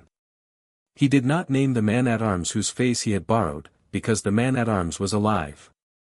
He named the four. He laid the four down on a small spoken shelf in his teeth. He did not pray for them. The many-faced god did not require prayer for them. The naming was the prayer. He thought, naming them, of the kindly old man, who had named the dead at the temple's evening meal for 40 years and had taught Jon the order of the names on a long evening in the 3rd year, when Jon had asked, for the first and only time, what the temple did with the names. The kindly old man had said, "The names are not for them. The names are for you." A man who can name what he has done remains a man who has done it. A man who has done it and cannot name it has not yet been a man at all. He named the four. He stood in the god's wood a quarter hour longer. He did not weep again. He had wept once on the white bark and the once was enough. He went back across the god's wood and to his small room and to his pallet, and he put the working knife under the pillow, and he lay down on his side, and he closed his eyes, and he saw, on the inside of his eyes, his brother's face. He went back across the god's wood and into the keep and to his small room. He lit no candle. He sat on the pallet with his back to the wall and the working knife in his lap, and at some hour before dawn his hand opened on the knife and the knife came to rest on the wool, and his head came forward an inch, and he slept sitting up. Chapter 5 End. Chapter 6, A quiet death in the Red Keep. In the 3rd year Mormont sent him south to King's Landing. The order came in a cold rain, in the same solar, at the same desk, with the same dying fire. Mormont had a letter folded under his hand. The letter had come up the King's Road by Raven and by hand and by Raven again, and the letter had been, on its 3rd leg, opened and read and resealed by a man at White Harbor for a piece of silver, and the man at White Harbor had sent the contents on by his own bird to a small dockmaster at Eastwatch who had reason to be friendly to the watch, and the small dockmaster had sent the contents on to the Lord Commander in a careful watch hand. Mormont had been reading the contents for an hour when Jon came in. The contents were a small list of 3 names, and the names were the names of 3 of the watch's last serious creditors among the great houses of the south, and one of the names had been, in the careful watch hand, struck through with a single line. Eamon. Lord Commander. They are starving us. Yes. There were 3 houses south who had sworn the watch a winter's grain. There are now 2. The 3rd is a Fry house. The Fry house will not be sending grain. The Lannisters at the hand's chair will not press them. The boy king has too much to do. Yes. There is a man called Maester Carellen who sits in the hand's small council. He is the maester for the books for the hand. He keeps the lists of the houses who owe the crown grain, and the lists of the houses who owe the watch grain, and he writes the letters that compel the lord houses to pay. He has not, this year, written a letter that compels. Why? Because the hand has told him not to. Then the hand. The hand is Tywin Lannister. The hand is not the man we are working on, Eamon. The hand is the man we are working around. We are working on the maester. The maester does not need to write a letter, Eamon. He needs to die. The hand will replace him. The hand will replace him, in the brief vacancy, with a maester who does not yet know that the hand has told the previous maester not to write the letter. The new maester will be sent the lists, and the new maester will read the lists, and the new maester will write the letters. The new maester will not be in his post for long. He will be in his post for a fortnight. A fortnight is enough. Yes. You will go south. You will see to the maester. You will not be seen. You will come back. Yes. Eamon. Yes. There has not been a man dead in the Red Keep without a witness in 700 years. Whatever you do down there, do not change that. The hand will hear of any sigil. The hand has nothing else to do. There will be no sigil. There will be a witness. There always is. I will arrange the witness. Mormont looked at him. Mormont did not press. Mormont set the folded letter down. Mormont said, take what you need. Leave on the morning tide at Eastwatch. The dockmaster has a name for you. Use it.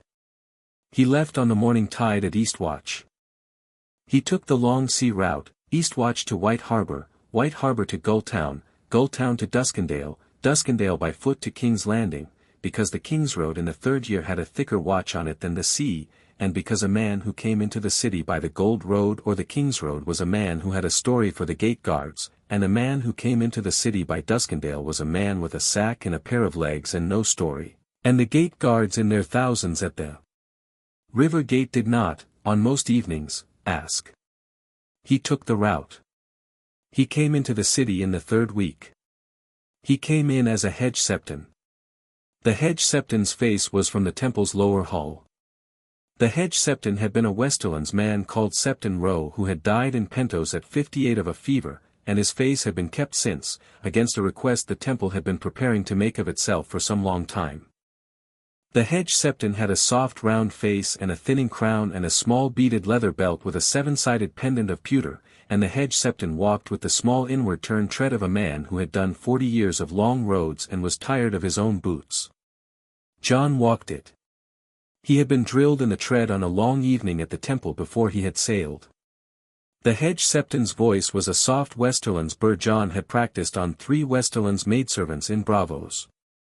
He came up Visignas Hill in the third hour after sunrise, and he stood for a small breath in front of the September of Baelor with the marble dome in his eye, and he did the thing a hedge septon does in front of the great September on his first arrival, which was to lay one hand flat on the warm stone of the entrance and bow the head at count of 3, and by the count of 3 he had learned what he needed about the foot traffic at the entrance, the placement of the gold cloak watch, and the rhythm of the begging bowl septons under the dome's shadow. He went down the steps. He went into the city. He found an inn near the mud gate that took septons for the meal alone, and he did not take the meal, because hedge septons did not. He went on into the streets. He saw his sister on the third day.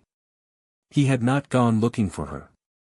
He had gone to the small market under the hand stair on a hedge septon's errand for an oil that hedge septons used and would have been odd not to have. The market was crossed at noon by a procession from the maiden vault going down to the September of Baelor with the Queen's small council in attendance, and at the back of the procession, in a cloak the wrong color for her hair, walked Sansa Stark. He set down the small bottle of oil on the stall. He bowed his head. He let the procession pass. He did not look up. He did not need to. He had heard her voice as she passed at 6 paces, a question to a septa about the ribbon of her cloak, in the careful upright undul her mother had drilled into her at Winterfell, and the voice was older than he remembered and was nothing like a child's anymore, and was, in its small unhurried courtesy, his sister's. He let the procession pass. He paid for the oil. He did not turn his head as the procession went down the stair toward the September of Baelor. He went the other way out of the market. He did not weep. He had, on a road, a moon ago, finished the weeping the temple permitted a man on a road, and he had not yet found himself in another god's wood. He understood, walking, that he had 2 sisters and one was here and one was somewhere else, and that he would, for as long as he could carry it, carry the place of both of them in his teeth, the way he carried the names of the dead. The carrying was no harder, by the count of it, than carrying the names of the dead. The carrying was, by another count, the only thing that made the carrying of the names possible at all. He went back to the inn near the mud gate. He did not eat. He sat on the bed in his small upstairs room with both hands flat on his knees, and he listened to the city beneath the window, and he counted the 4 breaths the kindly old man had taught him to count when he was carrying more than he could carry, and at the 4th breath the count steadied, and he stood up, and he went out, and he went back to the work. He went past the September of Baelor at the 5th hour, when the procession had come back up out of the city to the maiden vault, and he saw, on the steps of the September, his sister at the rail with the Queen Mother at her shoulder, and the Queen Mother had a hand on his sister's wrist that was not a kindness, and his sister was bearing the hand without flinching, and Jon, in the inward hedge septon's tread, did not slow his step, and the Queen Mother, who had eyes for the king's business and not for hedge septons, did not look at him, and his sister, who had eyes for the Queen Mother and the long way home, did not look at him either, and the look not was, by the temple's reckoning, the safest gift Jon could give her, and he gave it. He spent 4 days walking. He walked the maester's path. He had been given the path in a small fold of paper at Eastwatch, and he had memorized the path, and he had burned the paper. The path was, the maester left the Tower of the Hand at the 2nd hour of morning, attended a council in the small council chamber until the 5th, returned to his rooms at the Tower of the Hand for an hour, ate a small meal alone in his rooms, walked alone or with one apprentice down a covered passage to the rookery in the maester's tower for an hour with the birds, returned by the same passage to his rooms in the Tower of the Hand for the night. The maester did not walk in the city. The maester did not have a paramour. The maester drank a small white wine in his rooms before bed. The wine was not the way. The wine, the kindly old man would have said, was an obvious way, and obvious ways were how the witness arrived. The wine was tasted by a small thin boy in the maester's service who did not know he was a wine taster. The boy thought he had been kept on for his small fast hands and his pentoshi reading, and the boy was paid, by the temple, for a piece of news once a month, and was therefore not a man Jon would put a poison through. The boy was, however, a useful piece of architecture. The way was the rookery. The maester went up to the rookery alone for an hour every evening. The rookery was at the top of a thin stone tower in the inner ward of the Red Keep. The rookery had 2 men-at-arms at the foot of its stair on the inner ward side, and 1 steward at the head of the stair, and the steward was a man who had been the steward in the rookery for 19 years and who had, 15 years past, lost the use of his right ear to a wound. The man's left ear was good. The man's right ear was not. The man stood at the head of the stair with his good ear toward the door and his bad ear toward the rookery's inner room. A man could come up to the inner room from above, by way of a small ironwork that ran along the east wall of the maester's tower. The ironwork was the structure for a covered walk that had not been built. The ironwork was 28 feet long. The ironwork was 1.5 feet wide. The ironwork was old. The ironwork would carry the weight of 1 man if the man knew which 2 pins of the ironwork did not, this year, hold to the wall. Jon had spent 2 of his 4 days finding out which 2 pins were loose. He had found out by paying a stonemason of flea-bottom 3 coppers to tell him what he had told the gold cloaks last summer when the gold cloaks had paid him to come up and look at a bell rope. He spent the 7th hour of the 4th day in a wine-shop in the Street of Steel, where a small hand he had been told to expect met him over a single cup of red and confirmed 2 pieces of architecture, that the steward at the head of the stair would, on the night of the 5th, be at his post, and that the small white wine going up to the maester at the 2nd hour had been adjusted, 2 evenings before, to a vintage the maester preferred, which would not be questioned in any morning autopsy. Because the maester was a man who did not ration his preferences. The small hand in the wine-shop did not give Jon her name. Jon did not give his. They drank the cup. They went separate ways. He walked back to the inn near the mud gate the long way around, past the iron gate, past the river. He did not, walking, think of the kill ahead. The kill had been worked. The kill would be the kill. He thought instead, with the small spareness he had been working into his thinking for 3 years, about the architecture of cities, about how a city was a thing built so that 1 man could not see another man across it, and so that a man who needed to see another man across it had to do the seeing himself, on foot, with patience, with a face that did not pull eyes. The kindly old man had said once that the temple's gift was not the kill. The temple's gift was the city. The temple gave a man back the city as a thing he could read, and once a man had read it, the kills were a small final clause.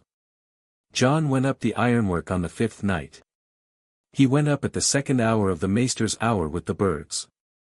He had a small linen square in the breast of his hedge septon's robe, and on the linen square was a film of the warlock's milk the kindly old man had named in the 2nd year of his training, and the warlock's milk was the cousin of Nightshade, and the warlock's milk had a fume that a man could be made to breathe if a man's face was made to come close enough to the linen, and the fume took a man down quickly, and would, if the dose was the dose Jon had measured into the film, take the man down to a place he would not come up from. The warlock's milk had been the kindly old man's choice. It would not show on the body. It would, if a man in the morning wished hard enough, look like the failing of an old heart in an old maester at his books. He went up the ironwork. He came in by the high window of the rookery's inner room. The window had a shutter that opened inward. The shutter had been opened by a small wedge of ivory the kindly old man had taught him to fit into a shutter from the outside on a long evening of practice on a cabinet in Braavos. He came in feet first. He came in low. The maester was at the small table in the inner room with a roll of parchment open and a quill in his hand and a candle at his elbow, and the maester was alone, and the maester was old, and the maester was bent so that his ear, if he had had a working ear, would not have heard a quiet boot on a stone floor. The maester did not look up. Jon set the linen over the maester's mouth and nose with one motion. He held the linen there. He held it there with the small quiet patience of a man who has stood holding linens at temple basins for a very long apprenticeship. The maester made one small sound under the linen. The maester's hand on the quill did not move. The maester's hand on the quill never moved. The maester died at his desk with his hand on the quill, the way the bastard's table steward had died at his desk in the Lord's Solar at Winterfell with his hand on his quill, and Jon, recognizing the symmetry, did not let it amuse him, because amusement was a thing the kindly old man had not taught him to permit himself in working rooms, and he had not, in 3 years, broken the rule. He stayed long enough to set the candle low. He stayed long enough to lay the linen square flat on the desk beside the parchment, in the place a maester might have laid down a handkerchief. He stayed long enough to listen, at the inner door, for the steward at the head of the stair, and to confirm that the steward was where the steward was supposed to be, with the good ear toward the inner door, and to confirm that the rhythm of the steward's breath had not changed, which meant the steward had heard nothing, which had been the design. Then he went out the way he had come in. He pulled the shutter to from the outside with the small hooked wire he had left in the gap. He went down the ironwork. He came down on a flat roof of the inner ward. He crossed the roof. He came down a stair on the outside of an old armory that had been the inner ward armory before the boy king's grandfather's grandfather had built a new one, and which had been, since, a place men climbed on without comment. He came down into a service alley. He walked out of the service alley as the hedge septon, with the inward tread, and the gold cloak at the alley's mouth gave him a glance and a small nod and did not stop him, because a hedge septon at this hour was a man going to the September of Baylor, and the gold cloaks did not press hedge septons going to the September. The witness was at the foot of the rookery's stair on the inner ward side.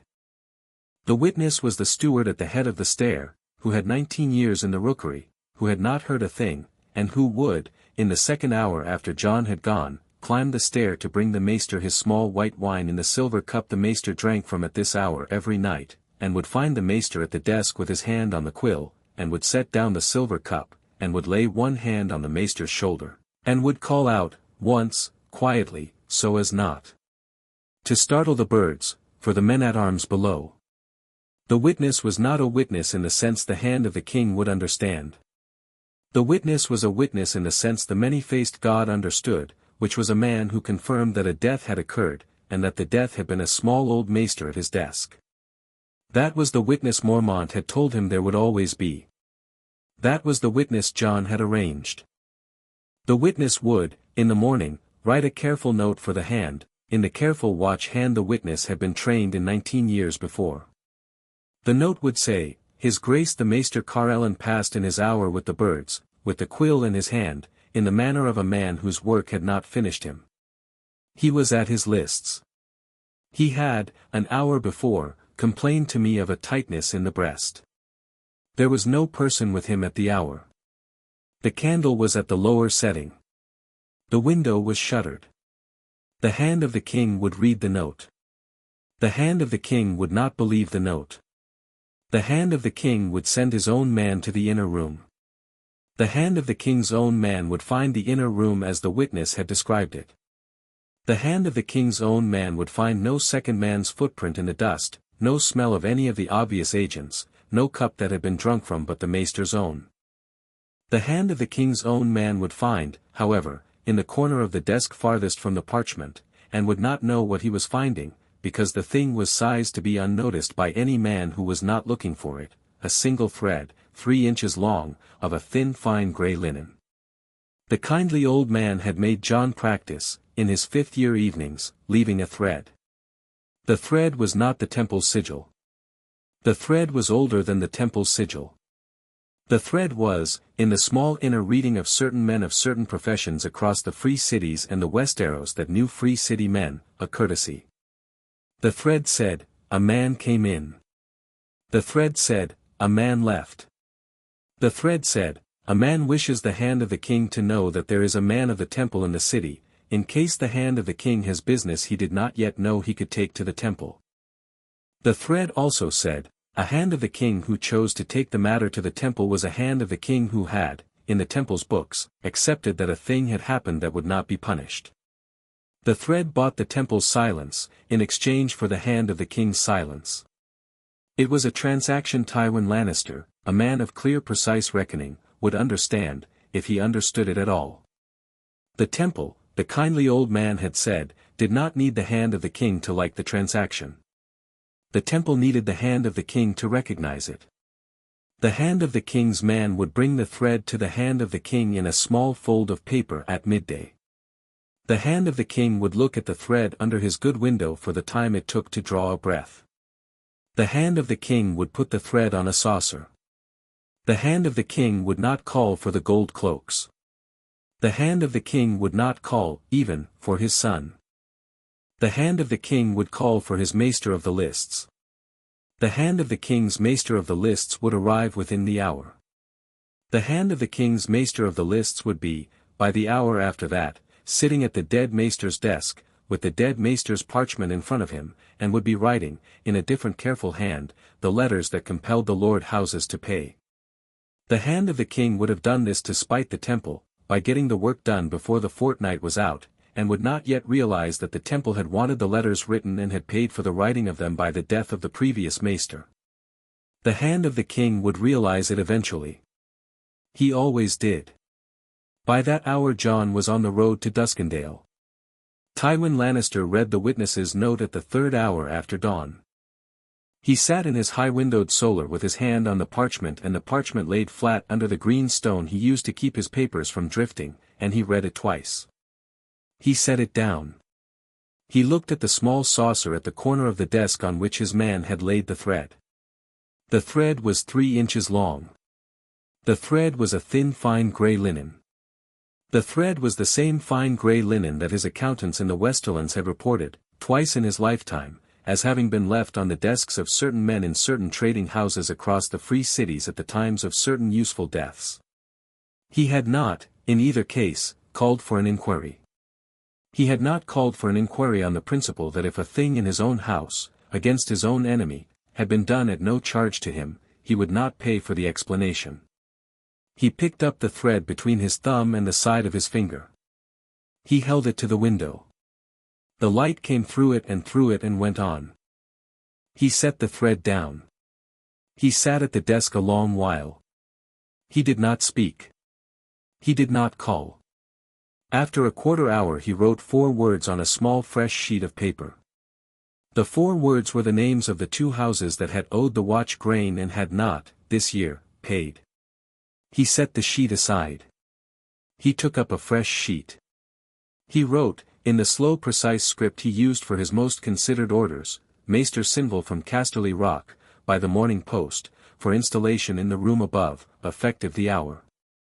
He laid the order in his out tray. He sat at the desk a while longer. He did not look at the thread again. He thought, in the way Tywin Lannister thought, which was without flourish and without sound, there is a man in this city who has come to use without speaking. He has come at the temple's word. He has done a man at his desk who would not have died any other way without my hand. He has cost me a fortnight. He will cost me more, in time, if I am not careful, and he will cost others a great deal more if I am. He thought, I will not look for him. He thought, I will set down a name at the back of my mind for him. I will set it down without saying it. I will know it when I see it again. I will see it again. He stood. He went to his window. The city below was the city. The September of Baelor, white in the morning sun, did not yet know that a man at a desk in a small high room had died, because the boy king's grandmother had not yet, today, decided to be told. The thing had happened anyway. The boy king's grandfather had taught him, 50 years ago in a shadow on a king's road, that the things one did not see were the things that, in time, took the realm. He had not forgotten. He looked at the white dome. He returned to the desk. He took up his quill. He wrote 2 letters to 2 of his brothers in the west, and he asked, in the second of the 2 letters, in a clause buried inside another clause, whether either of them had heard, at their tables, a story about a temple in Braavos and the Targaryen blood. He sent the letters at the noon post. He drank no wine that day. He went on foot. He went the inland road. He went, the 3rd night out, past a small holdfast that flew a banner he did not look up at, and he slept in a wood beyond the holdfast, and the wood was a wood he had not been in before, but the wood smelled of pine in a way the wolf's wood smelled of pine, and he marked the smell, and he slept. He came to Duskendale in the 8th day. He took ship for Gulltown. He took ship for White Harbour. He took ship for East Watch. He took the road to Castle Black. He arrived in the 2nd moon out from his leaving. He went up the steps. He went into the Lord Commander's solar without being announced, which Jon Snow did once and only once a year in the Watch's calendar, on the night of his return from a mission, by a small understanding. Mormont was at his desk. Mormont had a cup of wine going cold beside him. The raven on his arm did not look up. Eamon. Lord Commander. It was done. It was. Was there a witness? There was. Was there a witness who saw you? No. Mormont nodded. He drank, finally, from the cup. He set the cup down. He said, there was a thread. Jon set both hands flat on the desk. Yes. You knew there was a thread. Yes. You did not tell me there would be a thread. No, Lord Commander. I did not tell you, because the thread was not the Watch's. The thread was the temple's. It is the temple's coin. I spent it in the temple's purse. The watch is not in the purse. Mormont set the cup down slowly. He looked at Jon a long while. He looked at him with the look of a man who had agreed to know nothing about a young steward and had been, every time the young steward came back from a road, given another small piece he did not know what to do with. The pieces were beginning to form a shape. The shape was beginning to be a picture. The picture, when Mormont let it be a picture, had, at its edge, a kitchen in Braavos that he had heard of in his boyhood the way a man hears of a place that does not concern him. The picture had, at its center, a long-jawed northern face that did not quite belong to the steward's body it walked in. Mormont looked at the face. He did not name it. He had not named it in a year. He would not name it tonight. The letters, he said. The letters will be written within a fortnight. The grain will come. It will. Tywin Lannister will know that there is a thing in the city now that was not in the city before. Will spend the next moon working out what to make of it. Will not go to the temple. Will, by the 2nd moon, decide to put the matter aside, because the matter will, at second look, have repaid the expense of his maester. Will, on his books, mark the temple owed nothing, and will, in the same breath, mark a small note of his own reckoning under the temple's name that will sit on his books for as long as he lives. He will not forget. No. He will not come for you. He will not, this year. He may, eventually. By the time he does, what I am will have changed. Mormont nodded again. He stood up. He came around the desk. He laid his hand on Jon's shoulder. It was, in 3 years, the second time Mormont had laid his hand on Jon's shoulder, and it sat heavy, and it sat plain. Eamon. Yes, Lord Commander. You did not bring me a sigil. You did not bring me a witness. You brought me a fortnight's grain. Yes. It is enough. Yes. Go and sleep. He went and slept. He did not go to the God's Wood. He did not go to the Maester's tower, where his uncle Eamon, who had been told nothing of the assignment, would sit by his fire as he sat every night, with a hand on a black-bound book of histories he could not see, with the look on his face that an old Targaryen wore in place of a smile, with the temple's silence around him that the Targaryens did sometimes have in old age. Jon would go to him in the morning. Tonight he was a steward, and a steward slept. He went up to the city walls in the small hour of the second night before the kill and stood on a low parapet on the outer wall facing the bay, where the gold cloaks did not patrol because there was nothing on the parapet but a kept lantern, and the lantern's keeper was a man the temple paid in salt. The man on the parapet was not on the parapet that night. The lantern was burning. Jon stood at the lantern with his hand on the warm iron bracket and looked at the bay below and at the lights of Blackwater Bay's small night traffic, and he thought, for 1/4 hour, about the temple. He thought of the kindly old man at the trestle table by the candle. He thought of the waif at her bench, with her wooden bucket beside her, with her freckled hand on a pinewood handle in the lining of her own cloak. He thought of the door of two halves, which had not closed against him in 4 years and would not close against him in this lifetime, because once a man had been given the door he was given it. He had not been back to Braavos. He had not, in 3 years, opened the linen square the kindly old man had given him at the dock. He thought of the kindly old man, with the warmth a man permits himself in a 1/4 hour on a parapet over a bay he is about to do work in, and he thought, I will go back when I have done the long night, and not a day before, and the kindly old man knows this, and the kindly old man approves. He went up the next morning to his uncle in the close warm room. The Maester was at his desk with his hand on a small black book. The room smelled of beeswax and book leather. The Maester turned his face toward the door with the patient old turning Jon had learned, in this room, in the 3rd week. Brother. Maester. You were south. I was. You did not write. No. I did not have a hand to send the letter by. That is, in the temple's reckoning, an honest reason. The Maester laid the small black book on the desk. He turned the blind face into the firelight. He did not, Jon noticed, look pleased or displeased. He looked, as he had looked the first time Jon had stood in this room, like a man who had been waiting for something for a very long time and had found that the waiting was its own kind of company. I heard, the Maester said quietly, that there was a death in the Hand's Tower.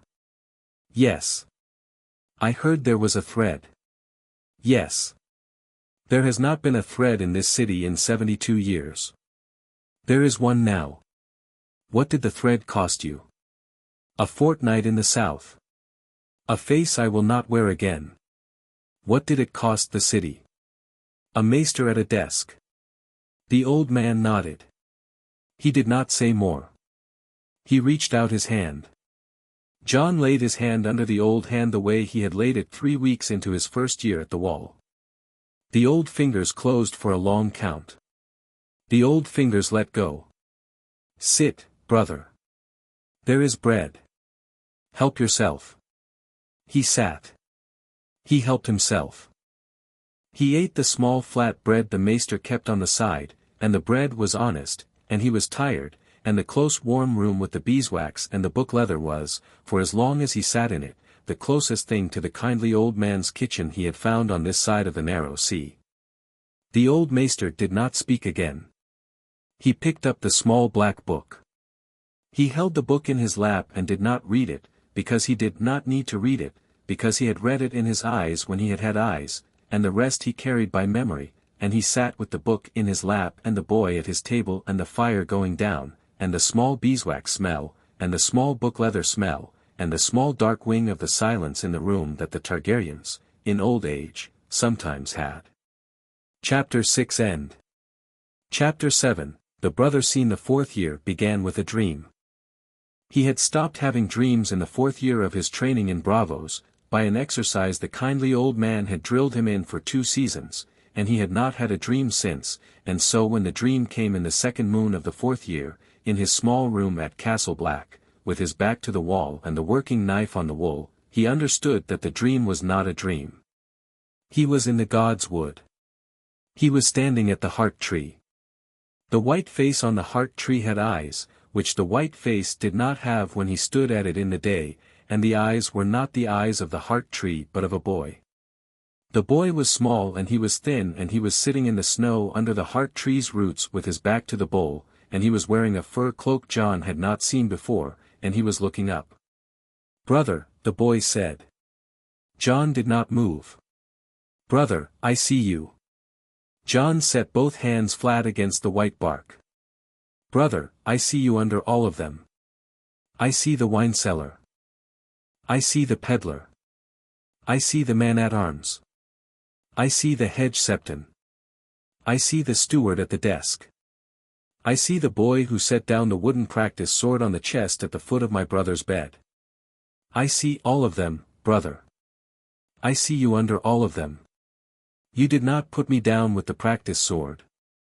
You set me down on a windowsill that I do not remember, and you held my hand a quarter hour, and you went out, and the next morning the windowsill was empty, and the morning after that, you were gone. Bran. Yes. You are the boy in the snow. I am the boy under the tree. The tree shows me. The tree shows me everything. I cannot, brother, hold to many things at once, and I have held to this one for half a year because the tree said you were on the road and would come. You are the three-eyed raven. I am the third eye of him. He is teaching me. I have time, brother. There is no time, where the trees are. I have all of it. Are you alive? I am alive. I am north. I am beyond the wall. The Bolton men did not take me.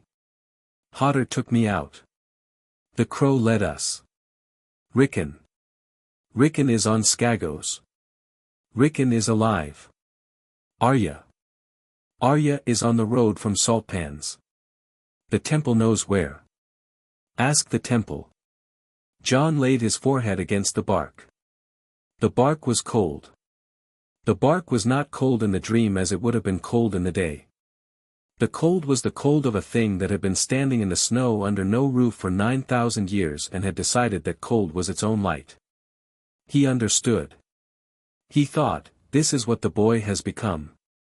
This is what a boy becomes when he stops being a boy and becomes a tree. He said, brother. Yes. I cannot come to you.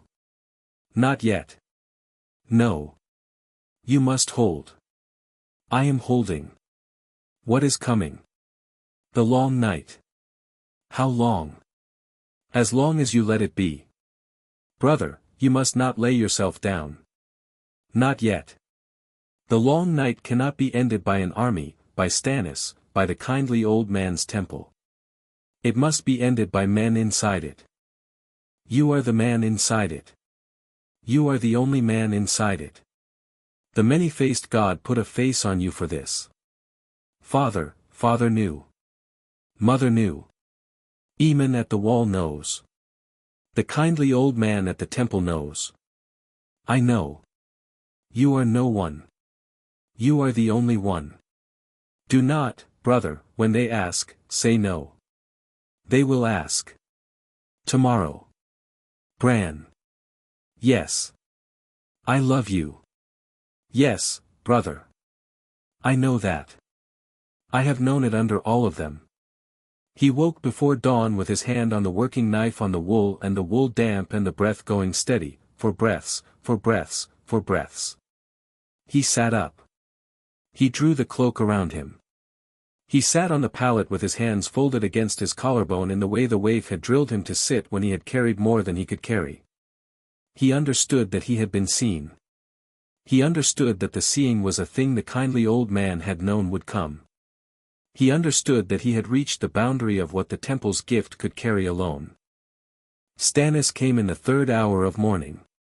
He came in 8 ships up the eastern coast and a host of 3,000 at Eastwatch, and he came up the road to Castle Black with a vanguard of 100, and he came through the gate of Castle Black at noon, and Mormont met him at the gate, because the Lord Commander did not stand on small ceremony and would not pretend to. Stannis dismounted. Stannis had a thin black beard cut close, and a thin clean mouth, and a thin patience under both. He laid one hand on Mormont's shoulder, in the way the kindly old man had laid both hands on Jon's shoulder in the kitchen 4 years ago, and Mormont, who knew a man's manners, did not flinch from it. They went into the keep. They went into the Lord Commander's solar. They were 3 at the table, Stannis, Mormont, and Stannis's onion knight, the smuggler knight Davos Seaworth, with his bound left hand on the table where his fingers had once been. There was a 4th man, a red priestess in a long red dress with a ruby at her throat, who did not sit. She stood at the window, with her back to the window, and her eyes on Jon, who had been called in as the Lord Commander's steward to pour wine. Jon poured wine. He did not look at the red priestess. The red priestess looked at him. She looked at him with the small bright eye of a woman who could see, in the way her own God permitted, a kind of light around men, and the light around Jon, the kindly old man had told him long ago, was a thing the red God's people would mark and would not have words for, and would, if pressed, name in their own tongue, in a word that meant brother of fire. She did not press. She waited. Stannis said, Lord Commander. The boy king is dead in the city. The matter at the watch is now, to the small extent it ever was, a matter under the rightful king of the realm, who is myself. I am here. I have brought the men I have. I do not have many. I have enough. We will break the wildlings at the gate of this castle in the next moon. We will then turn to the matter beyond the wall. The Lady Melisandre tells me there is a matter beyond the wall. Maester Aemon's letters, which she has read and which I have read, tell me there is a matter beyond the wall. Your steward, who I am told has seen one, tells me there is a matter beyond the wall. We will turn to that. Yes, your grace. Lord Commander. Yes, your grace. There is a Targaryen at the wall. The room went quiet. Mormont did not move. Davos did not move. The red priestess at the window did not move. Jon, who had finished pouring, set the pitcher on the side table without sound and held the pitcher down by his hip and stood as still as a man could stand who had been drilled to stand still by a girl with a wooden bucket. Stannis went on. I have it from the priestess. I have it, in another way, from old Maester Aemon, who, when written to in the spring, did not deny. I have it, in a third way, from the temple in Braavos, which I, through the Iron Bank, have caused to write to, and which has not corrected my understanding, although the temple does not, I am told, correct an understanding it has been paid to leave alone. I have not, in the spring, asked the steward in this room whether he is the Targaryen at the wall. I am asking now. He turned his eyes on Jon. The eyes were a Baratheon blue. The eyes, the kindly old man had said in passing once in the 3rd year, were a kind of dark that did not, in their owner, doubt itself often. Jon set the pitcher down on the side table with both hands, the way a man sets down a cup empty and centered.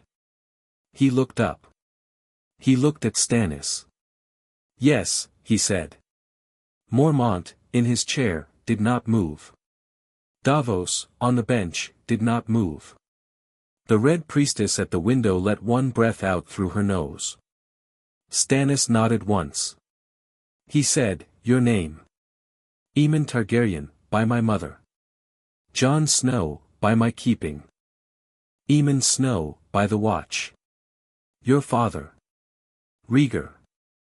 Your mother. Lyanna Stark. Witness. Old Maester Aemon, by knowing. The Lady Melisandre, by seeing. The three-eyed raven beyond the wall, by the trees. Stannis tilted his head a quarter.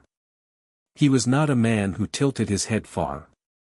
The quarter was a great deal, in him. You have a 4th witness, he said. The temple. Yes, your grace. You have been trained by the temple. Yes, your grace. For 4 years. Yes. And the temple has not, in those 4 years, sent you to do the crown an injury. Once. Speak. A maester in the Tower of the Hand, in the 3rd year, who was holding the watch's grain. I went south. He died at his desk. Stannis looked at him a long moment. Stannis, the kindly old man would have noted, was the only kind of man who could be told a thing of this size without his own face moving. Stannis looked at Jon as a man might look at a tool he had been told would be useful and now had it set in his hand and was discovering had a weight he had not pictured. Tywin Lannister, Stannis said quietly. Yes. He took the matter. Yes. He took it as the temple intended. The grain came north. Have you killed in the Watch's name? No. In the temple's name twice. The Maester. A factor in Braavos. Have you killed for yourself? Once.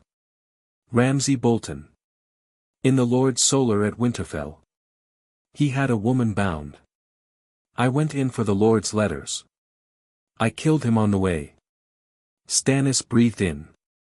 Stannis breathed out. Stannis did not, on either, change his face. It is a great deal, Stannis said. It is, as a matter of law, the work of an outlaw.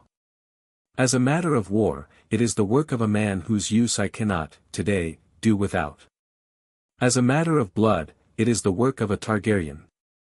Stannis Baratheon does not, on a king's road, often find a use he does not have to pay to use.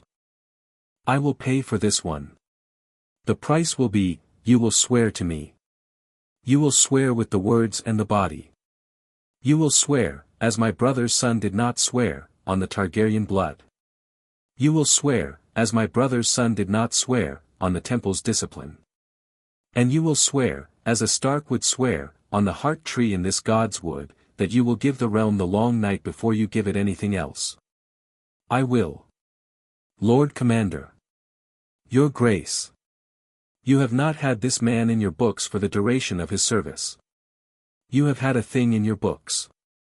You will, after tonight, have him. Mormont, in his old chair, in the same old solar, in the small hour of the same long day Jon had walked into it for the first time as Jon Snow, said in the heavy honest voice that was his voice in front of a king he had decided was a man, I have had him as Jon. I will have him as he is. Whatever he is, he has spent 3 years bringing me grain and bringing me names and bringing me bones, and he has not, in 3 years, lifted a hand against the Watch. The Watch will, with him on it, hold. Stannis nodded once. He stood up. Mormont stood. Davos stood. The Red Priestess turned, and the ruby at her throat caught the firelight, and she did not speak. Jon stood. Stannis put one hand on the table. In the God's wood, then. They went. In the God's wood beyond the gate the snow was hard. The heart tree was the heart tree. The white face had no eyes that day, and the eyes Jon had seen in the dream were not at the bark. He stood in front of the heart tree as he had stood in front of it 3 years ago, when he had taken the black, and he laid his hand on the white bark, and he spoke, in his own voice for the first time in 4 years, the words. He said his father's name. He said his mother's name. He said his uncle's name. He said the name of the man who had carried him out of the tower at the prince's pass to a sister's promise. He said the temple's name. He said the kindly old man's name aloud, for the first time, because the temple permitted, in an oath of this size, a single saying. He said his own name, the boy's name, the man's name, in the order they had come to him. He said the long night. He said it twice. The white face on the heart tree did not change, and the old gods, who were old enough to have heard worse, did not object. Stannis laid his hand on Jon's shoulder. Stannis said, Up, nephew. The wildling host came at the wall the next moon. It came in numbers Jon had given to Mormont and to Stannis on the 3rd night of Stannis's stay in the small council chamber at Castle Black, and the numbers were correct. It came up the King's Road and over the Bridge of Skulls and at the Shadow Tower and at Eastwatch in 3 columns, with a feint at Castle Black and the true weight on the Shadow Tower, and Stannis, who had read the kindly old man's reports the priestess had brought up out of Braavos, had set his 3,000 at the Shadow Tower the night before, and the Shadow Tower held. The wildlings broke at the Shadow Tower in the 3rd hour of the morning. Mance Rayder was taken alive in the foothills. Stannis sent him to Castle Black under guard. Tormund Giantsbane laid down his arms in the snow in front of Stannis's knee at the high pass. Ygritte was killed by an arrow in the second hour, by a man who never knew who he had killed. The man, Jon learned a fortnight later, was a hedge knight from the Reach who had come north with Stannis on the gold from the Iron Bank. Mormont died at Castle Black at the feint.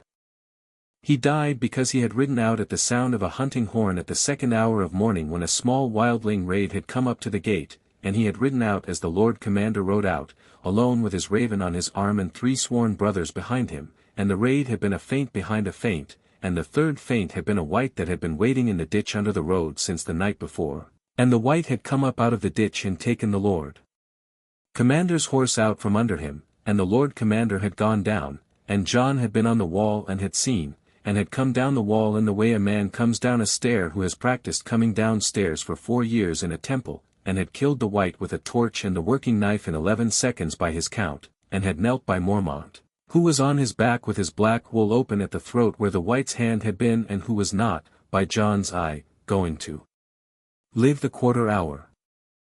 Mormont opened his eyes. The raven, on his arm, made the small dry old sound. Mormont looked at Jon. "Eamon. Lord Commander. You came down the wall." "Yes." "You did not have a rope." "No." "That was not a steward's coming down." "No." Mormont's mouth moved. It did not move into a smile. It moved into the place a smile would have gone in another man, which was, in Mormont, the closest Mormont permitted himself to give.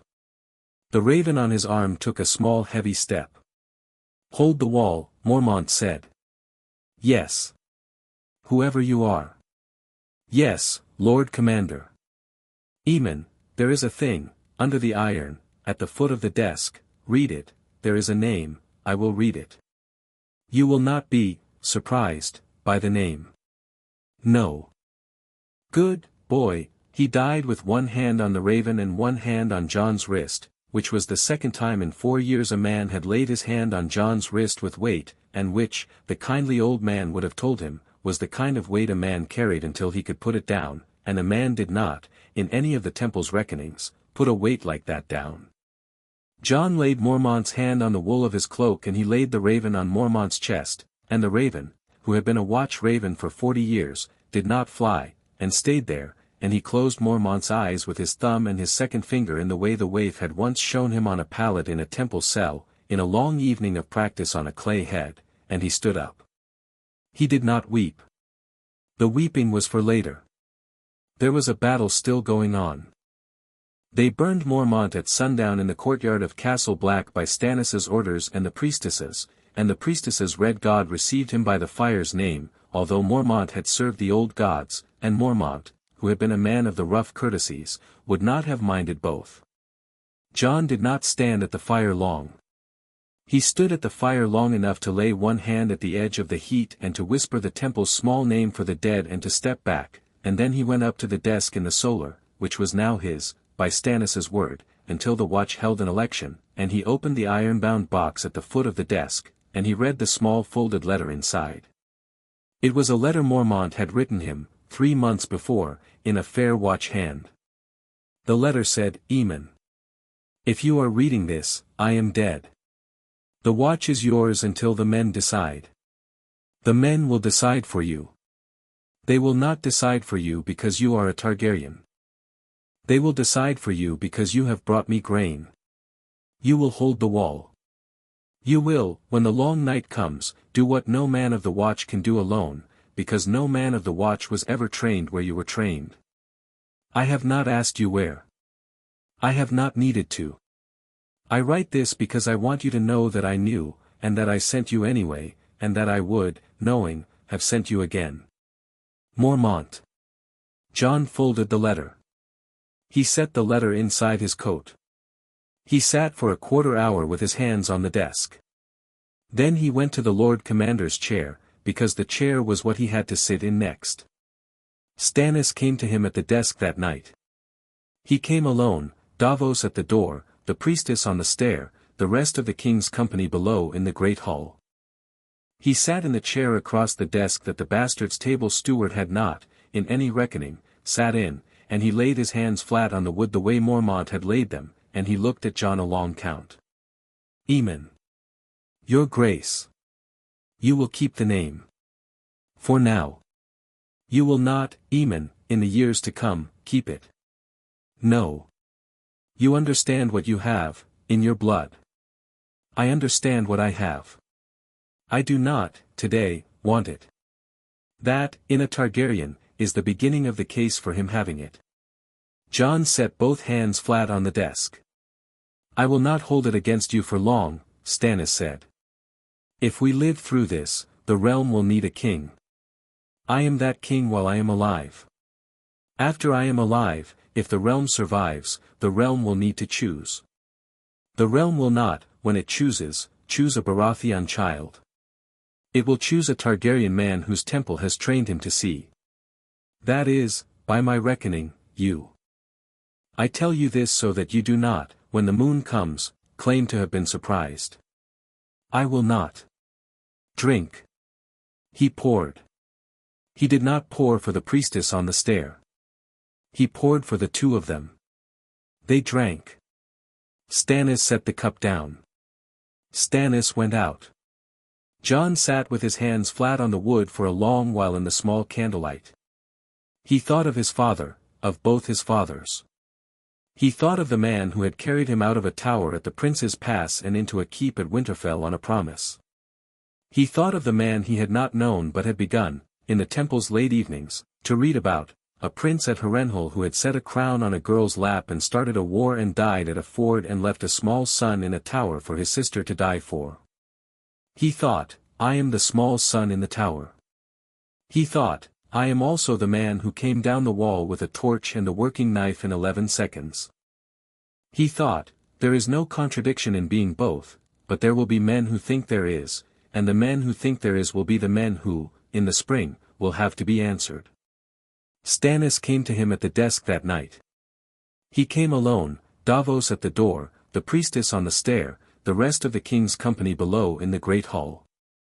He sat in the chair across the desk that the bastard's table steward had not, in any reckoning, sat in, and he laid his hands flat on the wood the way Mormont had laid them, and he looked at Jon a long count. Eamon. Your Grace. You will keep the name. For now. You will not, Eamon, in the years to come, keep it. No. You understand what you have, in your blood. I understand what I have. I do not, today, want it. That, in a Targaryen, is the beginning of the case for him having it. Jon set both hands flat on the desk. I will not hold it against you for long, Stannis said. If we live through this, the realm will need a king. I am that king while I am alive. After I am alive, if the realm survives, the realm will need to choose. The realm will not, when it chooses, choose a Baratheon child. It will choose a Targaryen man whose temple has trained him to see. That is, by my reckoning, you. I tell you this so that you do not, when the moon comes, claim to have been surprised. I will not. Drink. He poured. He did not pour for the priestess on the stair.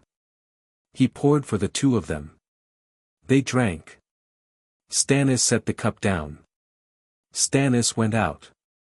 Jon sat with his hands flat on the wood for a long while in the small candlelight. He thought of his father, of both his fathers. He thought of the man who had carried him out of a tower at the Prince's Pass and into a keep at Winterfell on a promise. He thought of the man he had not known but had begun, in the temple's late evenings, to read about, a prince at Harrenhal who had set a crown on a girl's lap and started a war and died at a ford and left a small son in a tower for his sister to die for. He thought, I am the small son in the tower. He thought, I am also the man who came down the wall with a torch and a working knife in 11 seconds.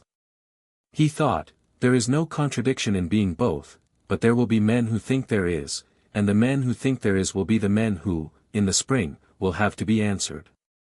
The men of the watch held an election 8 days later in the great hall in the cold, and the men of the watch did not, this once, talk the election out for a fortnight. Sam Tarly stood up at the 3rd hour and named Jon Snow. The hall went quiet.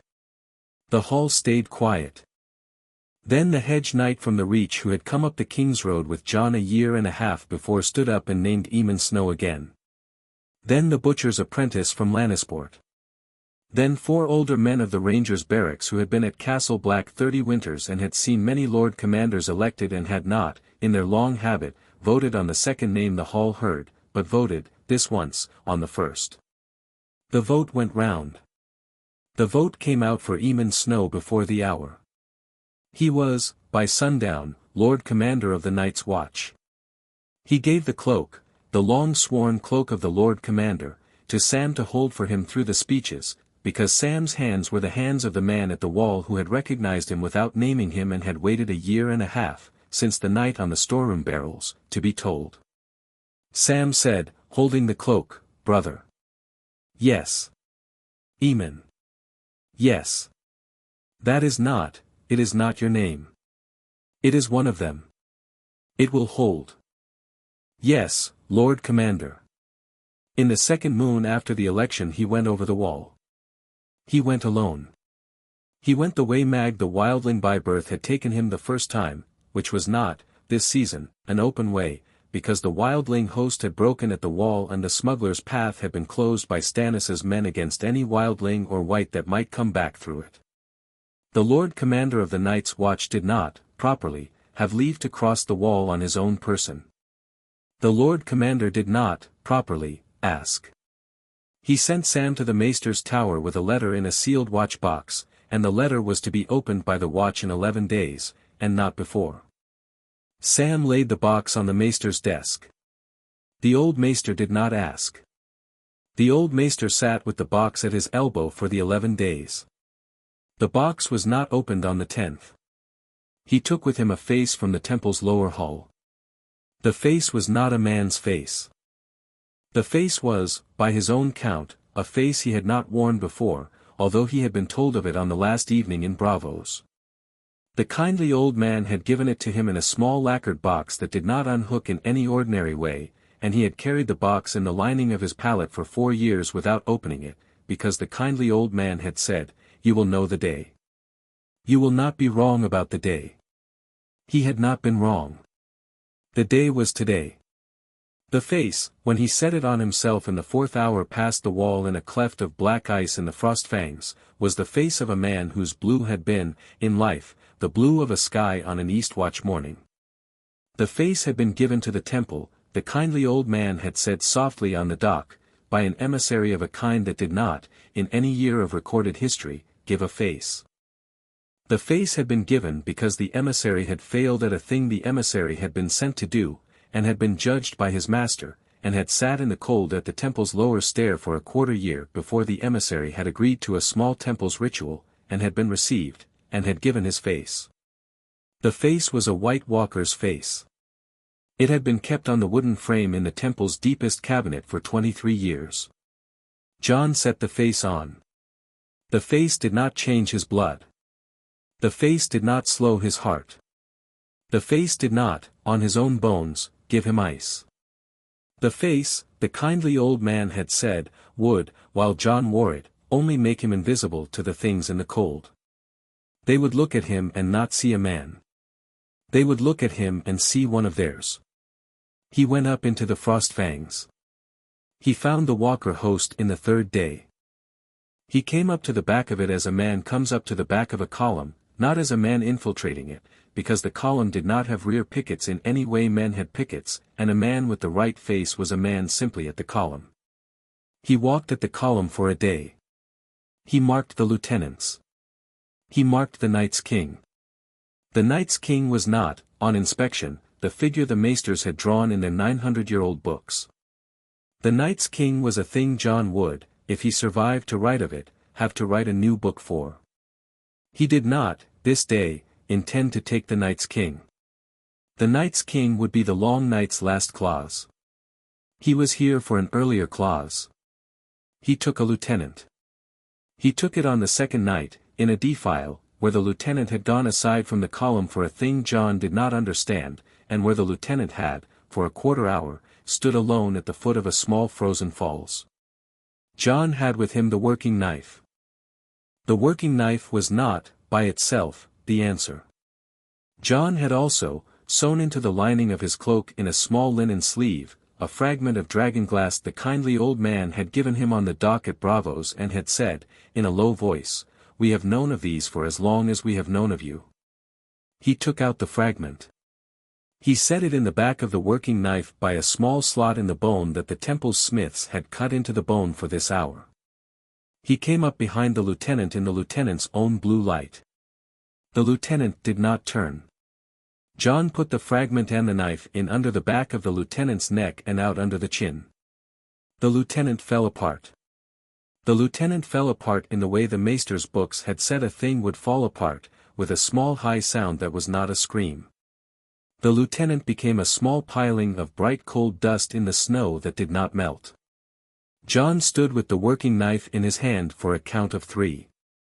He breathed. He sheathed the knife.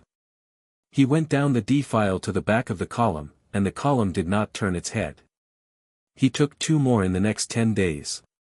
He took them by the same method, in the same quiet, with the same fragment of glass that did not, the kindly old man had said, blunt and would not, in his hand, blunt for a great many quiet kills.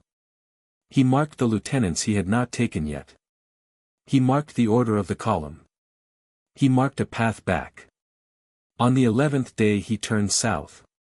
He went the long way back over the wall, because the smuggler's path had been closed and because his 11 days were almost up and the watch would be opening Sam's box. He came under the wall at sunrise on the 12th day in his own face, with the lacquered box closed in his cloak. Sam met him at the gate. Sam had the box in one hand and a folded blanket in the other. Sam said, "Lord Commander." "Sam. You came back." "I came back. It is the first hour of the 12th day." "It is." 3 of them are dead." "Yes. Stannis is in the Great Hall." "I know. There is a girl on the King's Road." "What girl?" "She is small. She is fierce. She came up from salt pans. She came alone. She is at the gate. She would not give a name. She gave a needle." Jon set both hands flat against the stone of the gate. He set them flat the way he had set them flat on a trestle table in a kitchen 4 years ago when the kindly old man had told him a thing about his blood. He laid them flat. He let them sit. He did not weep. He did not yet weep. "Sam," he said. "Yes, Lord Commander." "Go ahead of me. Tell her, when she sees me, that the man she sees is not the man she is looking for, and is, also, the man she is looking for. She will understand. She has been in the temple too. She will not be wrong." Sam went ahead of him. Jon stood a moment more at the stone. Then he went through the gate. His sister was on a small mule in the courtyard with a bag over one shoulder and a long fine needle of Braavosi steel laid across her knees, and her hair was cut close, and her face was the face he had carried in his teeth for 4 years on a road, and she stood up in the saddle when she saw him, and she did not speak, and he did not speak, and Sam, behind him, did the small set of mouth that was Sam's smile, and Stannis, on the steps of the great hall, did not, this once, dispute the small private welcome the courtyard gave a Lord Commander come back from a thing the realm did not yet know it was about to be told. Jon laid one hand on Arya's shoulder. He did not put weight on the hand. The hand was, by an old habit, a temple hand. He said, in a voice that was not yet, this morning, the temple's voice, but was the voice of a brother, "Come in. There is bread." Arya did not, for a count of 3, move. Then she set the needle across her thigh. Then she got down off the mule in the way a girl gets down off a mule who has been on a road for a quarter year. Then she came up to him at his shoulder. She did not embrace him. She did not, this once, need to. She set her hand on his arm. She set the hand the way the kindly old man had set both hands on Jon's shoulders on the night Jon had gone home, and Jon understood, by the placing of the hand, which kitchen Arya had spent her road learning to set hands like that in.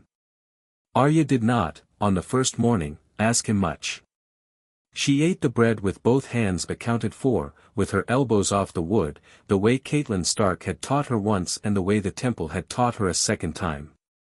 She drank the small beer. She set her cup down empty and centered. Jon, watching her set down the cup, did not let his face change. He understood from the cup that she had been further along the road of the temple than he had been at her age. She said at last, "How much?" 3 years, he said. "I left 2 years before you came. I went on the road again at the end of the 2nd year. The temple took me on. I came back on the 3rd year. They sent me on. They sent me on twice. I came home of myself. Yes. They told me you were here. The kindly old man told me, the moon I came home, that there was a brother at the wall who had paid for a face for me to keep my own face safer on a road. I did not believe him at first. I paid for the face. I know. You came up the King's Road. Yes. You did not give the bird a name on the road. No. I gave the bird a needle.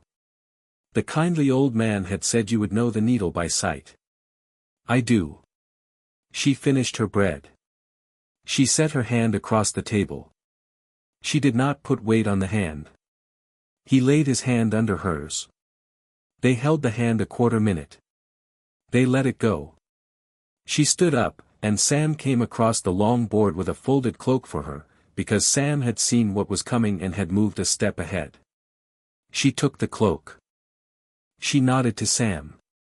She turned to her brother and said, in the corrected old tongue with a flat saltpan's country edge, "Lord Commander." "Sister. What now?" "Now we hold the wall." "For how long?" "As long as the long night."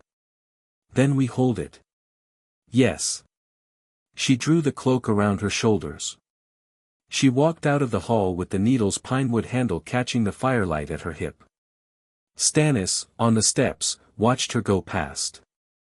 Stannis, who was not a man who tilted his head a quarter inch. Stannis, in the small private record he kept of the world, set down a name for her under the name he had set down 2 days before for her brother. He took her in. There was bread. There was, beyond the bread, a king on the steps and a battle still under the snow and a lieutenant of the long night fewer in the world by his count than he had been a fortnight ago, and there was, in the godswood beyond the gate, a heart tree that had eyes, and there was, in a kitchen 3,000 miles east, a kindly old man who had been told by a small bird he had been keeping in the temple's loft that the boy he had given a face to in Braavos had used the face, and had come back, and was, this morning, eating bread with his sister at the long board at Castle Black with the Lord Commander's chain on his shoulders. The kindly old man, the waif beside him at the bench, set down his cup empty and centered. He said nothing. The waif said nothing. The candle went down. The long night had begun. It had not ended. Chapter 7 End. End of Volume 1. Thanks for reading. If you made it to the end, you have been the kindest old man in my kitchen. Hit like, drop a comment with your next requested what if, and follow the channel for more long-form fanfiction.